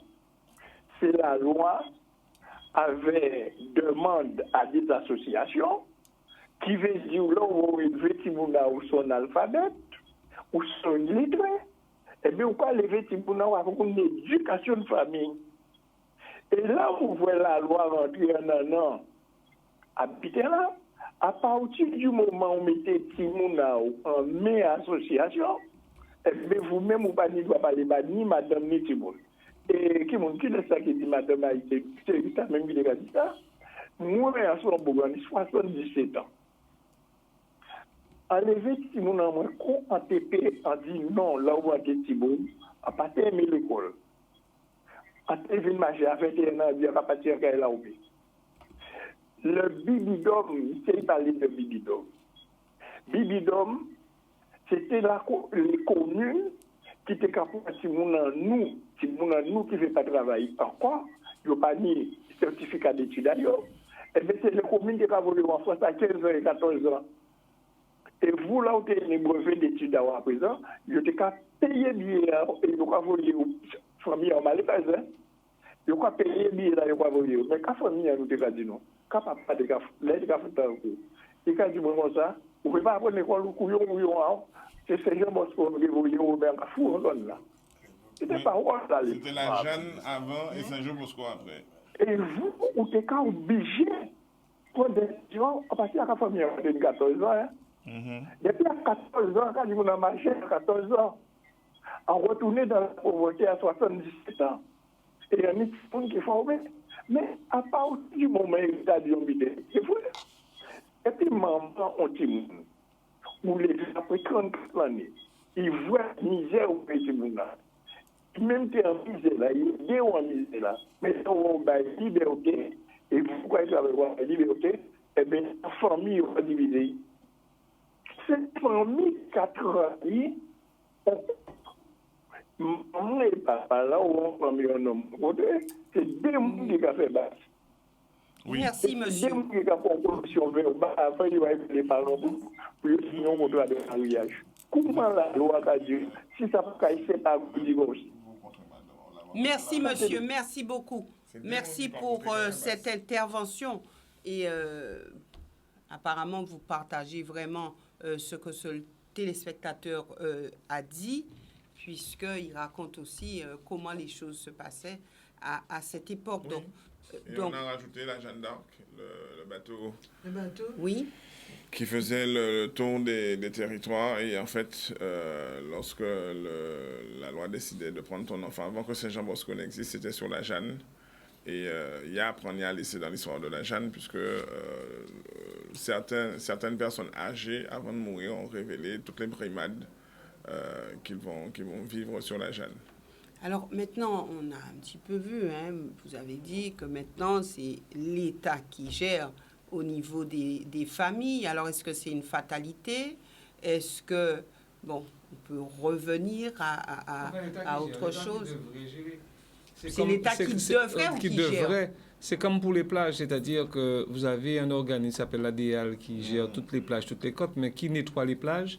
C'est pas l'ADL qui entretient les plages. L'État fait toujours des choses, mais après, il n'y a pas de service après-vente. Hein. Donc, non, mais c'est vrai. L'État édicte des règles, mais l'État n'est pas là dans chaque famille pour venir maintenant dire. Donc, il faut énormément une prise de conscience, même des familles, pour voir comment ça... De toute manière, c'est simple. Aujourd'hui, vous avez tellement très peu de temps pour avoir une famille, ce qu'on appelle la famille, papa, maman, enfant, parce que ça dure quoi? Ça dure 17 ans et demi. En règle générale, les enfants s'en vont pour ne plus revenir. Donc, c'est ça quelque part. Donc, pendant ces années-là, mais vous devez construire un enfant, vous devez construire un adulte pour qu'il puisse justement se confronter à la réelle vie, mais tout en ayant les dents molles. Parce que quand vous élevez un enfant, ce n'est pas pour vous. Donc, comment vous pouvez élever un enfant dans un cocon? Vous lui donnez... Il faut entre-temps, il faut que l'enfant... Oui, il faut l'éduquer, il faut lui donner tout ce qu'il doit donner, mais il faut le frustrer, il faut lui apprendre la frustration. Parce que si vous ne lui apprenez pas la frustration, il croira que tout est normal et que tout est dû. Et dans le même temps, vous devez faire un adulte qui... Parce que les choses deviennent de plus en plus difficiles, c'est-à-dire un adulte combatif et un adulte qui ne va pas se dire que la vie ne lui doit rien du tout. Il faut se battre pour tout aujourd'hui, on le voit.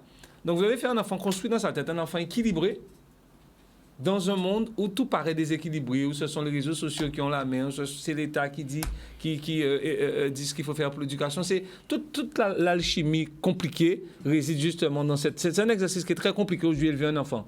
Parce qu'on dit que finalement, on n'apprend pas à élever un enfant. On n'apprend pas. Il n'y a aucune école pour ça. À l'époque voilà. de mettre en place l'école des voilà. parents.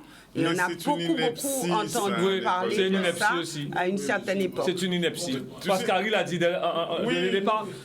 Dans une famille, presque chaque enfant a besoin d'une éducation. L'éducation, c'est quelque chose presque à la carte. Voilà. Vous allez élever un enfant. Il y a des enfants qui ont un caractère fort. Il y a un enfant, moi j'étais un peu comme ça, c'est-à-dire mes parents me disaient d'arrêter de lire. Et il y a des enfants, il faut leur dire d'aller lire. Alors, dans ce cas-là, maintenant, qu'est-ce que vous devez faire en tant que parent? C'est vrai qu'un enfant ne va jamais lire s'il ne vous a jamais vu avec un livre. C'est clair. C'est clair. Ça, par contre, ça, c'est sûr. Les enfants ne font que mimer ce que leurs parents... D'ailleurs, les enfants sont très friands de ce que font leurs parents au départ. Au départ. Après, ça peut vriller pour X raisons, mais les enfants regardent ce que font leurs parents.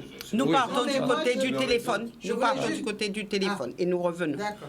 Bonsoir. Je vous remercie. Oui, bonsoir. Allô?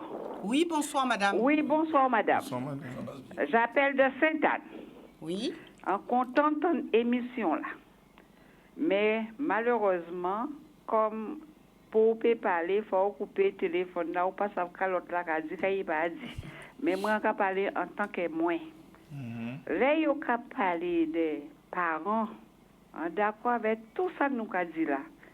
Mais le problème là, qu'arrive que là, on est Timon, il faut savoir comment on peut gérer la vie. Même si on est monsieur, on est mari, on est pas connaître beau-père, on est ça, on est. Mais la vie pas facile avec qui timounao, qui famille, qui environnement avant. Là où t'es calé, enfin, moi, je parle en tant que moins, l'argent moins, famille en moins, tenions regard avec d'autres familles à côté qui viennent dire maman, si mon a fait tel bité, faut redresser. Et moi, vu l'argent moins, là où nous t'es danser, si nous tenions tonton, s'il pas mène nous danser, nous pas danser. Et que vie en nous t'est réglementée. Actuellement, avec affaires, nous on peut parler en tant que maman, parce qu'on est 4 petits monde, on est 12 petits, on est 4 arrières, et on très jeune vieille femme. Mais problème là, avec les affaires à portable là, on ne peut pas gérer tout le monde. Il faut dire des choses comme ils sont. Et comme moi, village en moi, portable à pas famille en moi. Et que, ou qu'à rendre-vous compte que vous, maman, grand-mère, belle-mère, ça oui, que c'est pas facile d'avoir une vie normale avec ces petits-là, parce que ces petits-là, ils sont dépassés par les événements et ils sont plus pressés qu'eux. Même si vous parlez, vous pouvez parler dans le vide. Et que vous-même, vous ne pouvez pas même rendre vous compte où là où y est, parce que la loi, bah, l'ordre des faits, ça y voulait par rapport à eux. Là, bah, on tape des détails, il y a un gendarmerie là, il y a dit, mamie ou a fait quelque chose qui ne devait pas être fait. Alors, je vous assure que ce n'est pas facile. J'essaie de parler à ma manière, mais ce n'est pas facile et que nous n'allons pas, je ne dis pas que nous n'allons pas pouvoir redresser nos enfants, mais il faut du travail en profondeur. Merci, madame. Merci, madame.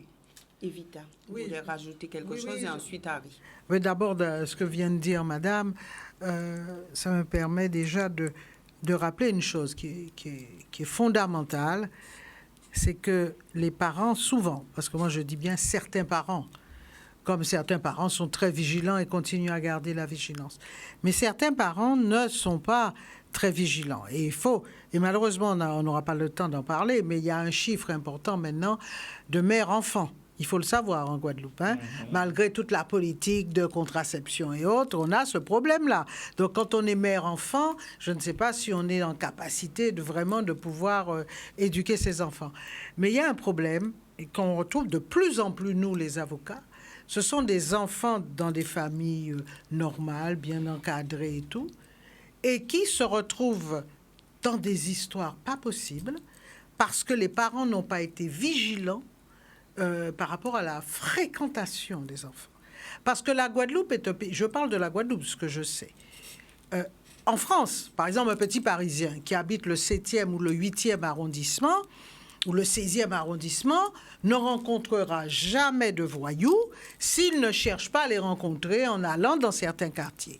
Par contre, en Guadeloupe, et ça je tiens à le dire, en Guadeloupe, quand vous allez dans une soirée, vous emmenez votre enfant dans une soirée chez le fils ou la fille d'amis, etc., ingénieur, tout ce qu'on veut, ou anthropologue, ou tout ce qu'on veut, ou chef d'entreprise, etc. Attention, dans cette soirée-là, il y aura aussi des jeunes délinquants. Et ils se rencontrent. Il n'existe aucune soirée quasiment en Guadeloupe de jeunes où on ne trouve pas des enfants bien structurés et des voyous.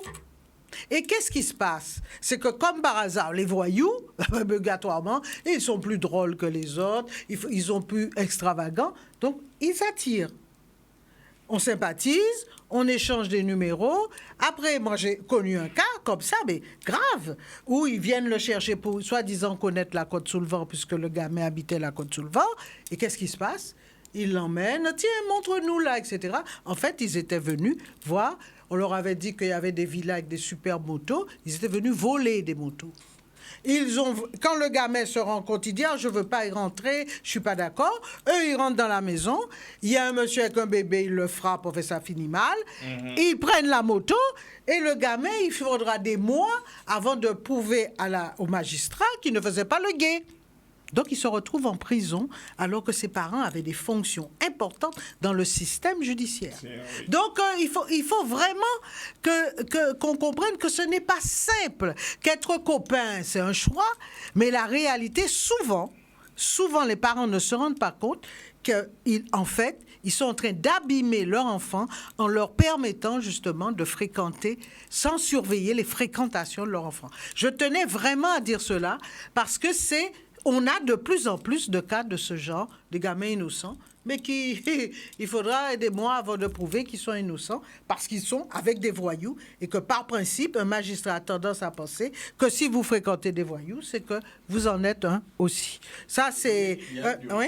Oui, mais il y a une nuance. Alors, juste un appel, Harry, ou bien rapidement? Alors, je vais nous remarquer sur ça seulement.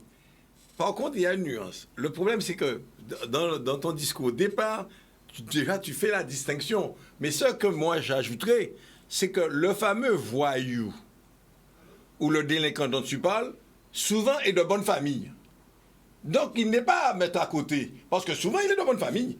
Parce qu'aujourd'hui, la bonne famille ne donne pas obligatoirement des enfants bien structurés.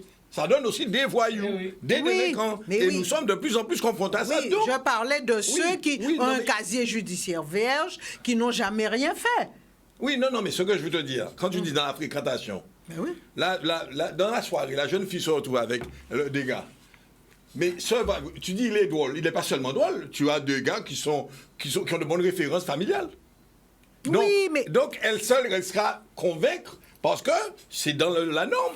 C'est dans la norme. Oui. Et en définitive, le type est un voyou. Là, c'est pas grave. S'il est un voyou et dans une famille structurée, je parle de ceux qui jusque-là avaient leur casier judiciaire vierge, qui ne posaient aucun problème, mais qui un jour rencontrent des voyous. J'ai jamais dit d'où ils venaient, les voyous. Ils rencontrent des voyous. Mais j'ai de plus en plus ce cas-là et nous avons de plus en plus ce cas-là. Pourquoi? Parce que les parents ne cherchent pas à savoir d'abord qui tu fréquentes. Et ils sont étonnés, ils sont étonnés. Ils veulent pas savoir. Et aussi, ils veulent pas savoir. Voilà. Ils veulent pas savoir. Nous avons un appel et c'est ça que je comprends très bien que ce que tu dis sur le fait que certains viennent de familles. Bonsoir. Bonsoir. Bonsoir, madame. Bonsoir tout le monde, tout le plateau. Bonsoir, madame. Alors, je vous écoute depuis un bout de temps et vous parlez d'autorité. Et moi, je voulais soulever un problème.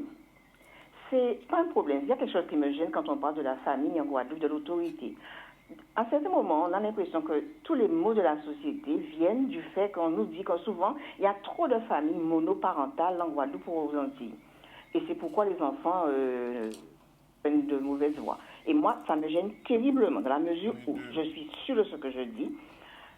C'est presque la base de la famille ici, la famille monoparentale. Moi, quand j'étais petite, dans Pointe-à-Pitre, je parle de Pointe-à-Pitre, il y avait des quartiers, ils n'avaient pratiquement que des familles monoparentales, avec une femme, une maîtresse femme debout, avec peut-être 4-5 enfants autour d'elle, et elle arrivait à se faire respecter. Tout à l'heure, quelqu'un a dit qu'il n'y avait pas de papa. Elle vous disait, c'est maman et papa ici, et sans qu'à gouverner ici. Et tout le monde marchait à la baguette. Et dans toutes ces familles, beaucoup de ces gens-là n'ont pas pris de mauvaise voie, ont suivi leur chemin parce que la femme, cette maman-là, qui allait travailler pour l'extérieur, donnait des ordres à chacun et tout le monde exécutait les ordres parce qu'on savait qu'à son retour, attention. Et il y a une autre chose qui a fait que la société a pris une tangente bizarre. Il y avait un terme, on disait, personne ne veut aujourd'hui parler de femme potomitan. Ça, c'est un gros mot, ça. Je ne comprends pas pourquoi, parce que moi je trouve que c'est une très belle image de cette femme-là au milieu de ses enfants et qui arrive à s'en sortir avec des petits moyens, sans allocation, sans aide, rien de l'État, et qui arrivait à les mettre sur les rails. Donc, cette histoire de famille monoparentale, cause de tous les maux de la société, moi je n'aime pas entendre cela du tout parce que quand les mamans avant, elles avaient beaucoup d'autorité. Alors tout à l'heure quelqu'un a dit, je ne sais pas si c'est M. Damour qui a dit que c'est pas, non c'est M. Ansel qui a dit qu'on lui disait d'aller lire. Vos parents sachant que, votre maman, je ne parle pas de parents, je parle des familles monoparentales dans Pointe-à-Pitre. Ces femmes qui étaient bonnes chez les Syriens ailleurs ou dans les pièces les champs de canne de Dotéma, vous disiez carrément à vous les enfants, s'ouvrez ou pas apprendre les sans qu'on a ou bien qu'on aille sous son petit ou qu'on aille des chez la madame. Et là, on te ça deux fois. Et là, on te fait jamais mon quatrième idée chez la madame là, ou pas envie d'aller. Donc, on te arranger pour te payer pour ton monnaie, pour te nous trouver. On a petit travail. Donc, les femmes avant savaient élever leurs enfants et avaient beaucoup d'autorité. Et c'est pas la famille monoparentale la cause de tous les mots de la société guadeloupéenne. Et moi, la femme pour tout mi-temps, c'est un thème que j'adore, que j'aime beaucoup. Voilà, c'est ce que j'avais à dire. Je vous remercie. Merci, madame. Je suis désolée, mais on n'a jamais parlé de la famille monoparentale. Une pause. On n'a jamais parlé de ça. Et nous revenons avec vous, parce que je sais que vous avez beaucoup à dire. La dame a vraiment marqué les choses en parlant de famille monoparentale et aussi en parlant de femmes potomitan. À tout de suite. Donc, nous revenons avec nos invités. Donc, rapidement, je sais que Raymond voulait intervenir. Il me semble qu'Harry aussi. Donc, nous tous, mais nous avons aussi beaucoup d'appels de téléspectateurs, donc on va essayer d'aller un petit peu plus vite. Bon, nous récupérons donc l'appel, puisqu'il y avait cette dame, il y avait cette téléspectatrice avant la pause qui parlait de la monoparentalité, mais qui parlait aussi de femmes potomitan et qui disait qu'elle aimait beaucoup la femme potomitan. Pour elle, c'était une très, très, très bonne chose. Cette image, c'était une bonne chose. Voilà. Moi, autre appel. Ça, par contre. Autre appel. Bonsoir, nous vous écoutons. Bonsoir, madame. Bonsoir, madame. Bonsoir, madame. Bonsoir, messieurs, dames, sur le plateau. Bonsoir aux téléspectateurs de Canadis. Je suis... Allô? Oui, allez-y. Oui, j'appelle de Saint-Claude. J'ai pris l'émission en cours et j'ai entendu la partie où vous parliez de l'autorité, de l'État qui est l'autorité, et l'intervention de la précédente téléspectatrice.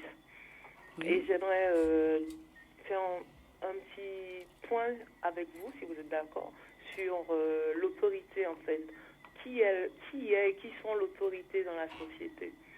Alors on a tendance en Guadeloupe à tout, et même en France, à remettre la totalité de l'autorité qu'à l'État. Mais l'État n'est pas la seule autorité dans une société.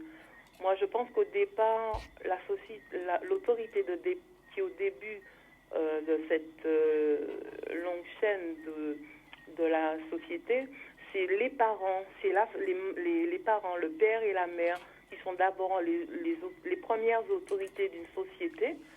Et une société bien fondée est constituée de familles, constituée d'un père et d'une mère.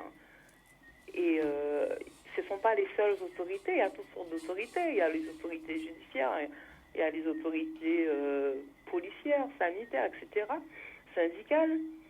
Il y a des autorités un peu partout, mais à des degrés et à des niveaux différents.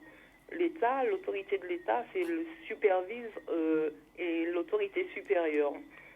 Et ce que je voudrais dire, c'est que le schéma de la famille monoparentale n'est pas la base de la société guadeloupéenne, n'est pas la bonne base de la société, ni pour la Guadeloupe, ni pour aucune société sur la Terre. Et parce que pour avoir un enfant épanoui, qui soit la société de demain d'un pays, qui construit la société de demain d'un pays, il faut un enfant équilibré, bien éduqué, bien épanoui. Et ça se fait dans une famille bien constituée, d'un père et d'une mère qui assurent leur autorité, qui assurent tous les besoins de l'enfant, de chaque membre du foyer. Et sur cette base-là, sur une famille équilibrée, bien constituée, épanouie, heureuse, on peut avoir une meilleure société demain.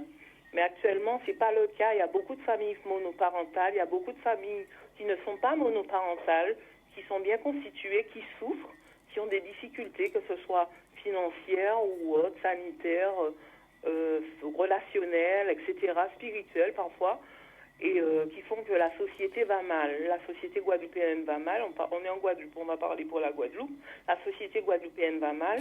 Et je trouve qu'en Guadeloupe, on a tendance à trop vouloir demander à l'État de tout faire pour nous.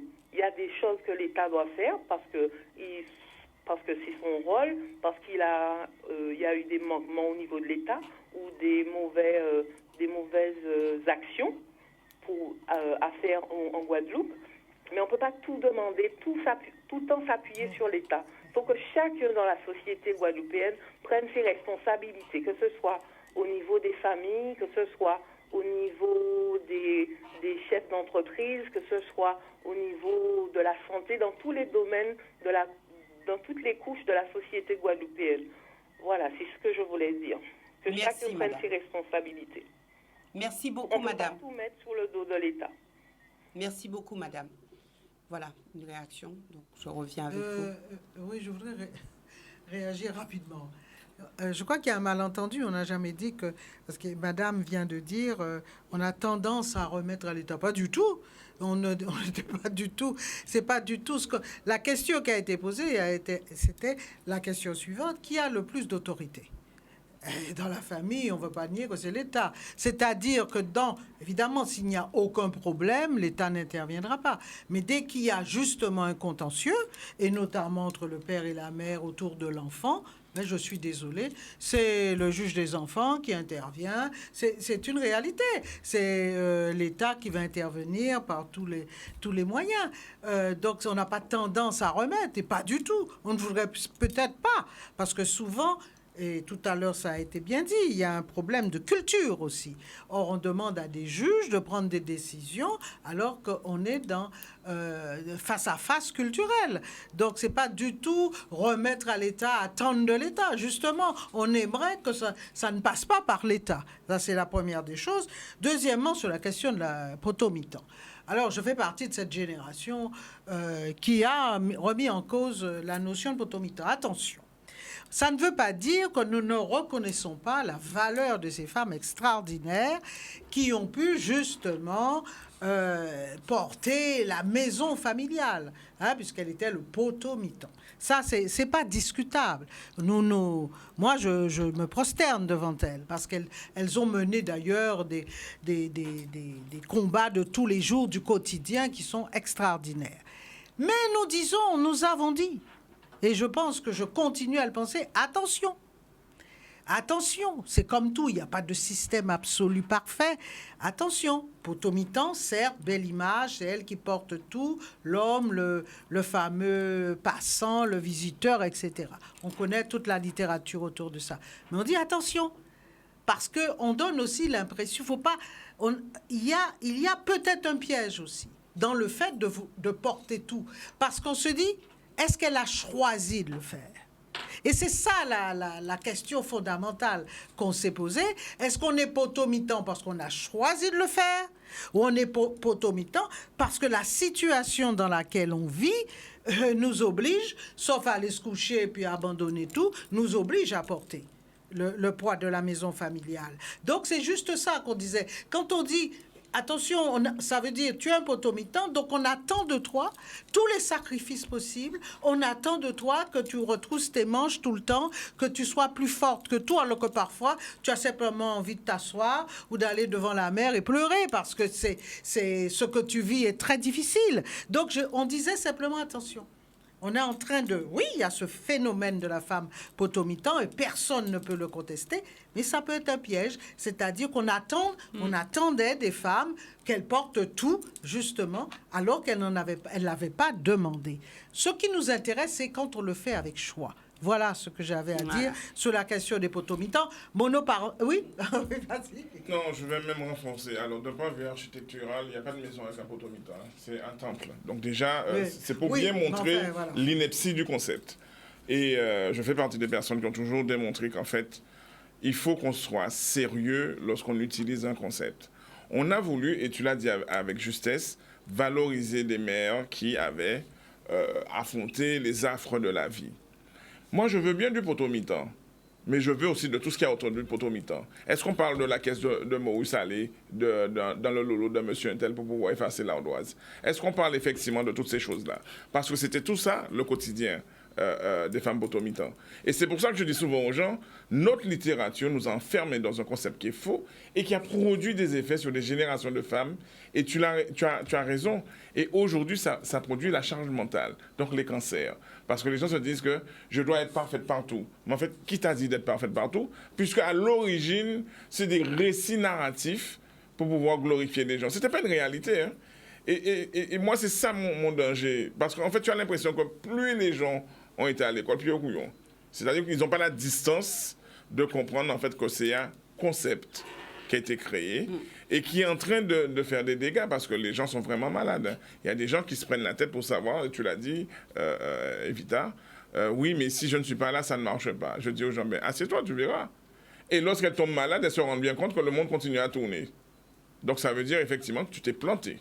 Nous récupérons un dernier appel puisqu'il va falloir faire un tour de plateau et voir un petit peu ce qu'il y a lieu de faire. Est-ce que c'est encore possible de faire quelque chose pour que les parents puissent peut-être être rassurés, se sentir plus à l'aise au niveau de cette notion d'autorité. Et c'est vrai qu'il y a beaucoup d'appels, donc revenez la semaine prochaine, il y aura un sujet, une thématique tout aussi importante, donc vous pourrez peut-être passer à cette émission et nous donner votre avis sur le sujet. Bonsoir, nous vous écoutons. Oui, bonsoir monsieur. Bonsoir madame. Allez-y. Oui, bon, parce que nous aimons l'émission là, c'est une émission très bien, tu crois écouter l'émission là. Mais là, nous regardons les gens enlever petit. Et au jour d'aujourd'hui, on a vu les gens qui enlever petit, parce que on enlève dans le système, les familles ont été dorsies, fait des métiers de mon côté. Mais au jour d'aujourd'hui, on a constaté, nous avons des dirigeants champêtres, nous avons tout bitin, nous avons mené petit monde à nous.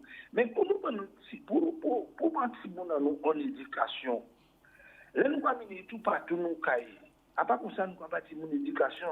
L'éducation, ça se fait chez soi. Ça fait à 15 ans. Il faut faire nous partir en bonne base. Mais si des gens qui ont 3 ans, nous avons mené à des études de champêtre. Il y a ça qui fait. À quel moment on monde qui bâti en éducation au jour d'aujourd'hui, j'en vois les mamans enfants tout partout. Si mon à droite et à gauche, qui j'en voulais dire moi, je là, on peut dire mon pas fait ceci, pas fait cela. Mais les grandis, par exemple, ils peuvent avoir l'alcool, n'importe qui gens, ils peuvent avoir à n'importe qui la casa. On ne peut pas avoir une éducation. L'éducation, ça c'est à la base. À la base. Et c'est ça que nous pouvons comprendre en Guadeloupe. Et c'est ça qui a fait des déclencheurs ça aussi. Parce qu'il y a des savoir faire. Si vous-même, ou parents d'enfants, ou parents de Timouna, ou j'ai délinquant, mais Timouna qui délinquant automatiquement, c'est normal. Mais nous parlons de la base. Nous parlons de la base, j'ai une famille, j'ai maman, nous t'élever nous. Maman, l'élever moi petit, quand tu regardes, laissez-moi non, quand tu regardes danser. Mais aujourd'hui, c'est ça qu'a fait. Mais pour moi, nous voulons une base. Et toute maman, enfants, c'est ça qu'on fait aujourd'hui. Il n'y a pas de compte. Moi, je vais lutter pour ça. Je vais dire, maman, c'est pas possible ça. Donc, les gens peuvent vivre comme ça. Moi, c'est ça que je dis. Mais si nous voulons faire une éducation à la base, c'est nous-mêmes, j'ai une éducation à la base pour faire certaines choses. Moi, c'est ça que je dis. Merci beaucoup, monsieur, pour cette intervention. Donc, un tour de plateau avec vous. Vous aurez l'occasion de vous exprimer convenablement. La thématique, le manque d'autorité des parents met-il en péril notre société? Alors, on a vu avec vous au début de l'émission qu'on ne peut pas parler de manque d'autorité des parents. Donc, on ne peut pas parler non plus de mise en péril de la société. Alors, comment aborder ce sujet, puisqu'aujourd'hui, on entend, oui, mais les parents ne font plus preuve d'autorité dans les familles et que maintenant, la société est décadente et que tout va mal. Alors, comment aborder cette question-là? Est-ce que c'est le manque d'autorité qui en est responsable? Qu'est-ce qui se passe exactement? Alors, à cette question, comment répondre à cette question? Une part partie de mon temps d'intervention, parce que je me suis beaucoup exprimé et il a sous la pédale. Ah non. Alors, Harry. Vas-y, Harry. J'aime bien. Quelle autorité!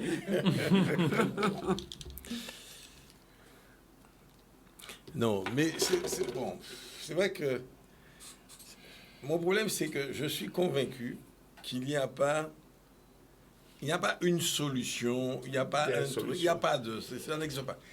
Mais par contre, ce que je pense qui a été délicat, c'est que le législateur s'est trop mêlé dans cette affaire-là. Je pense, parce que finalement, l'exemple de Vita avec ce chef d'entreprise-là, ce père-là, vous imaginez, mais ça, on connaît tous des exemples comme ça.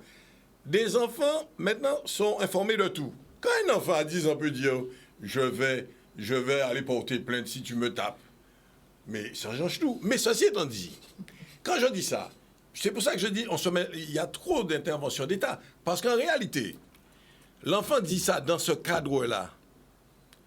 Mais il dit « j'irai porter plainte ». Mais je pense qu'avant, il y avait des enfants qui étaient plus rebelles que d'autres, hein, mais à ce moment-là, ils n'avaient pas ils n'allaient pas porter plainte. Ils s'affrontaient la famille. Oui, mais ça n'existait pas. Ils affrontaient l'autorité. Non. Ah non. Ils s'affrontaient l'autorité. Mais ils affrontaient l'autorité en face. Mais à ce moment-là, ça devenait le débat familial. Mais là, il y avait un rapport qui se posait là. Mais il n'y avait pas quelqu'un qui était soutenu. L'enfant ne se sentait pas protégé dans toutes ces... Parce qu'il ne faut pas qu'on le tape, il ne faut pas ceci, il ne faut pas cela. C'était un rapport qui se posait. Et à ce moment-là, chacun était face à ses responsabilités.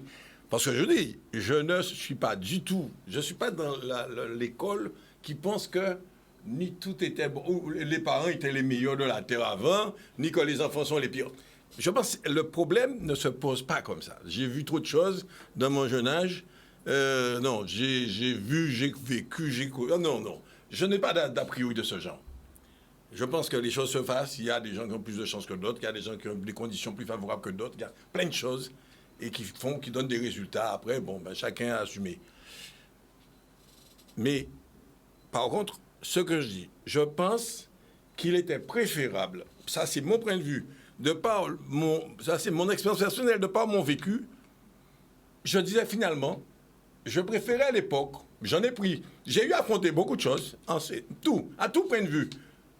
C'est vrai, j'ai affronté beaucoup de choses, à tout point de vue, c'est bizarre, mais c'est comme ça, c'est ma vie, c'était comme ça. En 6e, je me suis retrouvé à donner un coup de poing à un curé. Parce qu'il allait me gifler. Mais oui, en 6e, je me suis donné un coup de poing à un curé qui venait me gifler. Mais ce même curé, l'année d'après, a arraché une dent à un bichara en lui donnant une gifle. Donc, vous voyez, c'est des violences qui existent. Moi, je n'ai pas assumé un coup de poing, qu'un curé essaie de gifler. J'ai réussi à arrêter la gifle. Instinctivement, le coup de poing est parti. Bon, et je suis parti. Mais moi, j'ai affronté. Point. J'ai affronté. Mais ça n'a pas fait une révolution. Vous voyez ce que je veux dire? J'ai affronté. Ce curé-là, il ne m'a jamais plus touché. Jusqu'en 3e, il a toujours fait gaffe. Point. Ça s'est arrêté là. C'est le cas de dire point. Mais oui, ça s'est arrêté là. Donc, je dis pas qu'il faut que les gens se battent tout le temps entre eux. Mais il y a des moments, c'est la vie qui est comme ça. Il faut se respecter dans les deux sens. Parce qu'on est toujours dans un langage où on te fait croire. On est toujours en train de mettre en truc l'adulte et le machin. Mais il y a des situations d'adultes, comme ce que je disais tout à l'heure, qui n'étaient pas de bons exemples non plus. Donc, laissons les choses... Légiférer force les choses, souvent. Il fallait laisser un peu les choses se passer et que les se régler comme ça. Quand un enseignant était violent, il y a des gens qui ont arrêté d'aller à l'école parce qu'ils ont pris des claques. Il ne faut pas oublier ça. Ça a existé. Il y a des gens qui ont été mal à l'école. Il y a des gens qui ont arrêté l'école. Il y a eu toutes sortes de choses. C'était pas beau, c'était pas bien, tout n'était pas génial.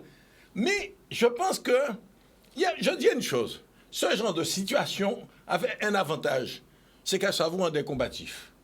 Dans le sens où, moi je sais que j'ai souvent gagné mes problèmes, prof d'espagnol par exemple, qui arrive, qui voulait virer, mais je gagnais sur un truc en étant un bon élève. Beaucoup de mes situations ont été réglées parce que je me démerdais pour être un bon élève. Et jusqu'au bout, ça a été ça. Mais à Janson de Sailly à Paris, le professeur de physique a demandé qu'on me vire, mais je suis 6e, on lui dit comment vous voulez virer le 6e en physique. Mais parce que le gars, ça l'emmerde, c'est un raciste à la con, et bien voilà, il voulait virer. Mais parce qu'il y a des gens comme ça, il faut les affronter. Qu'est-ce que je voulais faire à ce moment-là, à Janson? ce prof-là, par exemple, eh bien, qu'est-ce que vous faites? Eh bien, et si il me virait, je perdais ma bourse et mes études s'arrêtaient. Mais ça a été ça tout le temps, tout le temps. Mais le truc, moi je dis qu'en définitive, je préfère faire confiance à ce que l'individu, il a la liberté d'affronter sa situation et de s'en sortir. Alors, c'est pareil, tout le monde ne va pas réussir. Mais je pense que si aujourd'hui, on dit que la société est en danger, c'est parce que justement, on a été dans l'autre extrême et ça n'arrange pas les choses. Ça n'arrange pas les choses. Parce que maintenant, dans toutes les situations, on est entré dans un système où les enfants menacent tout le temps, je vais porter plainte, ou je vais ceci, il ne faut pas me toucher, etc. Et je peux vous dire que je le vis au quotidien aussi en voyant les autres ou des gens proches que je vis. Mais je dis, mais c'est un cauchemar. Je sais que j'ai dit à quelqu'un il n'y a pas longtemps, mais j'ai dit, mon but, si vous n'avez qui l'a génie, 18 ans, imagine la gueule. C'est tout. Mais on dit, la gueule, que tu es. Mais ça attend des bas permanents. On dit, mais la gueule, laissez vivre vieille. Mais c'est vrai. Attends, mais bon, mais c'est vrai. Nous poursuivons le tour de plateau. Nous irons assez vite. Donc, Evita. Tout d'abord pour rappeler que c'est vrai qu'on est dans un monde où le pouvoir de l'enfant a émergé sur le plan même international, donc ce n'est pas discutable. Donc le rapport de l'enfant aux parents, au père ou à la mère, et le rapport des parents à l'enfant, c'est un rapport essentiel. C'est évident dans le tissu social. Alors, moi, ce que je pense, l'idéal, c'est quoi? L'idéal, c'est être à l'écoute de l'enfant. Et tout à l'heure, ça l'a été bien dit par Harry, il y a des personnalités différentes. Mais ça ne change pas l'autorité. C'est juste l'éducation qui doit être différente. Enfin, un enfant introverti et un enfant extraverti, effectivement, on ne peut pas avoir le même rapport. Et tout à l'heure, on a parlé de l'école aussi, ça m'a amusé. C'est vrai qu'on a connu l'école. Moi, je pense que nous, c'était les derniers moments. Harry parle de l'école où tu étais quand même sanctionné, tu avais des coups de règle. Et il y a beaucoup d'enfants qui ont arrêté l'école à cause des brimades. Mais ici aussi, il faut aussi dire qu'il y a des enseignants qui étaient tout à fait contre. Et je sais que ma mère, par exemple, faisait partie de celles qui étaient totalement opposées aux sanctions physiques et qui écoutaient beaucoup les gamins, qui les accompagnaient, qui faisaient beaucoup de choses. Mais bon, il n'y a pas de système parfait. Par contre, il y a une chose, une réussite justement que la société guadeloupéenne a pu justement obtenir, c'est autour de cette famille monoparentale dont tout à l'heure on a parlé. On n'a jamais dit qu'elle est à l'origine justement de tous les maux et de tous les échecs que nous connaissons maintenant, puisque cette famille monoparentale a existé quasiment dès le début. Donc on ne voit pas comment subitement elle serait la cause des maux actuels. Ce que nous disons, la famille monoparentale, justement, il y avait toujours, et ça a été rappelé par Raymond, quelqu'un qui jouait, ou quelqu'un ou plusieurs qui jouaient la fonction paternelle. Parce que une des grandes révolutions de la psychologie, c'est de dire, attention, il y a des fonctions maternelles et il y a des fonctions paternelles, et d'ailleurs qui disent, il y a des hommes qui peuvent exercer même maintenant cette fonction maternelle. Alors tout ça, je veux dire, quand on dit, moi je pense que c'est une réussite, justement, d'adaptation de cette société de par son histoire, qui est créée justement ces familles monoparentales et ces mères formidables, sous réserve évidemment de ce que je viens de dire, sur la famille potomitan. Mais moi, l'essentiel, je pense, c'est être à l'écoute de l'enfant et que l'enfant connaisse ses limites. Moi, je pense que j'ai été enfant, donc on peut tous parler de ce qu'un enfant peut penser, ce à quoi un enfant peut penser. Moi, je savais que j'avais mes limites. Et c'est ces limites qui te permettent de grandir. Merci, Samuel. Et nous terminerons avec... oui, agir sur les limites. Il faut se fixer un cadre. Il parle de limites, c'est tout à fait normal. C'est vrai aussi qu'il y a des enfants qu'on peut écouter, mais il y a des enfants qui refusent de parler, qui refusent de s'ouvrir.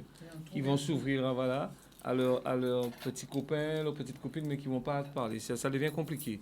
Il y a une chose qu'on n'a pas, on a peut-être juste effleuré, c'est forcément, vu dans une société de consommation de tout. Consommation, de l'argent, du sexe, de tout. En fait, une société de consommation qui régule aussi et qui dérégule la famille, qui dérégule l'autorité, puisque on est ouvert à tout.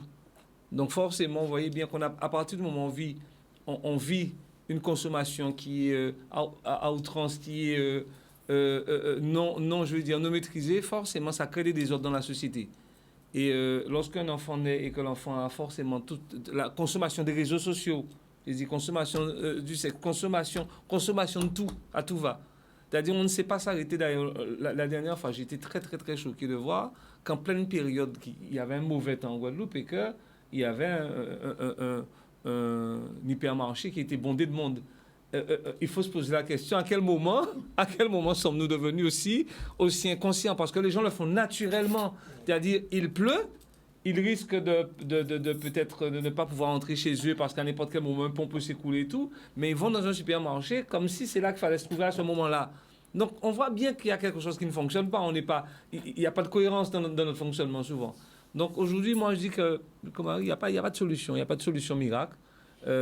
Forcément, il faut aussi que la loi arrête de se mêler de tout, même si elle a un rôle de régulation, parce qu'effectivement, il y a des enfants qui étaient quelque part en danger à l'époque. Donc peut-être que le législateur... Le problème, c'est que quand le législateur légifère, il ne peut pas faire de cas particuliers.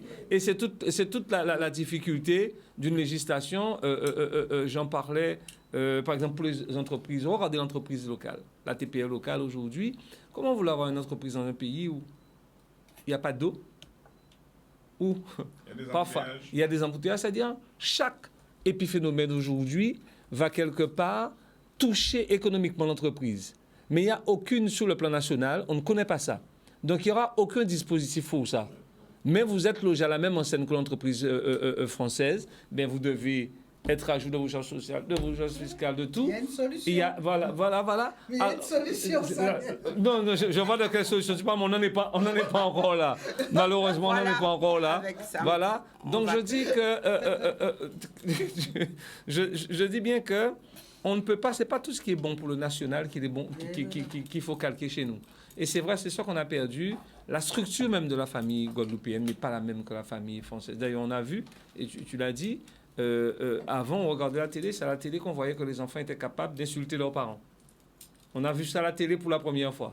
Mais aujourd'hui, c'est arrivé chez nous, malheureusement, parce que ce sont les deux choses. Merci. Voilà. Merci, Samuel. Et nous terminerons avec Raymond. Raymond a 2 minutes. Non, moins que ça, 1 minute. Lorsqu'on dit effectivement qu'il est plus difficile d'élever des enfants aujourd'hui qu'hier, moi je dis que c'est faux. Je rappelle une chose, les grandes familles bourgeoises mettent leurs enfants dans des écoles privées avec bibliothèque, pas avec ordinateur. Les gamins n'ont pas accès au numérique. Et donc, par conséquent, ils savent que la domination d'une société passe par l'éducation. Et eux, ils l'ont compris. Toute la question est de savoir pourquoi ils déstructurent les 2 strates qui sont en dessous. À méditer ce soir au coin du feu. Au coin du feu, il y a une cheminée quelque part. Oui, il y a une cheminée. Mais tu vois des gens avec des bombeurs, c'est qu'il y a une cheminée en Guadeloupe. C'est tout, vraiment? Non, c'était une réflexion pour la nuit. Voilà. Tu as entièrement raison. L'élite, c'est comme ça qu'elle éduque ses enfants, c'est vrai. Et elle assoit sa domination. Absolument. Je vais vous faire un commentaire sur l'élite tout à l'heure. Un exemple précis à Paris. D'accord. Tout à l'heure, je vous ai fait. Oui, parce qu'il y a une émission, chers téléspectateurs. Après l'émission, il y a une autre Mais pourquoi émission. tu mets nos affaires Et dehors? une autre émission. Et ça, je vous le dis, on a dit que les choses soient dites. Non, mais on a dit surtout, effectivement, nous disons les choses. qu'il ne faut pas aller dans d'autres émissions. Voilà. Ah oui, voilà. Mais il y a une émission après l'émission. Donc, voilà, chers téléspectateurs, merci de nous avoir suivis. Une adresse mail, que les choses soient dites, @gmail.com. Que les choses soient dites, comme ça s'écrit, @gmail.com. Vos réactions, mais aussi des propositions de thématiques. Vous pouvez vous emparer de cette adresse mail qui va reprendre du service. Que les choses soient dites, @gmail.com. Merci à vous, merci d'être venus. Et puis, un sujet tout aussi passionnant mercredi prochain. Donc, ne ratez pas ce grand rendez-vous de Que les choses soient dites avec nos invités. Excellente soirée à tous.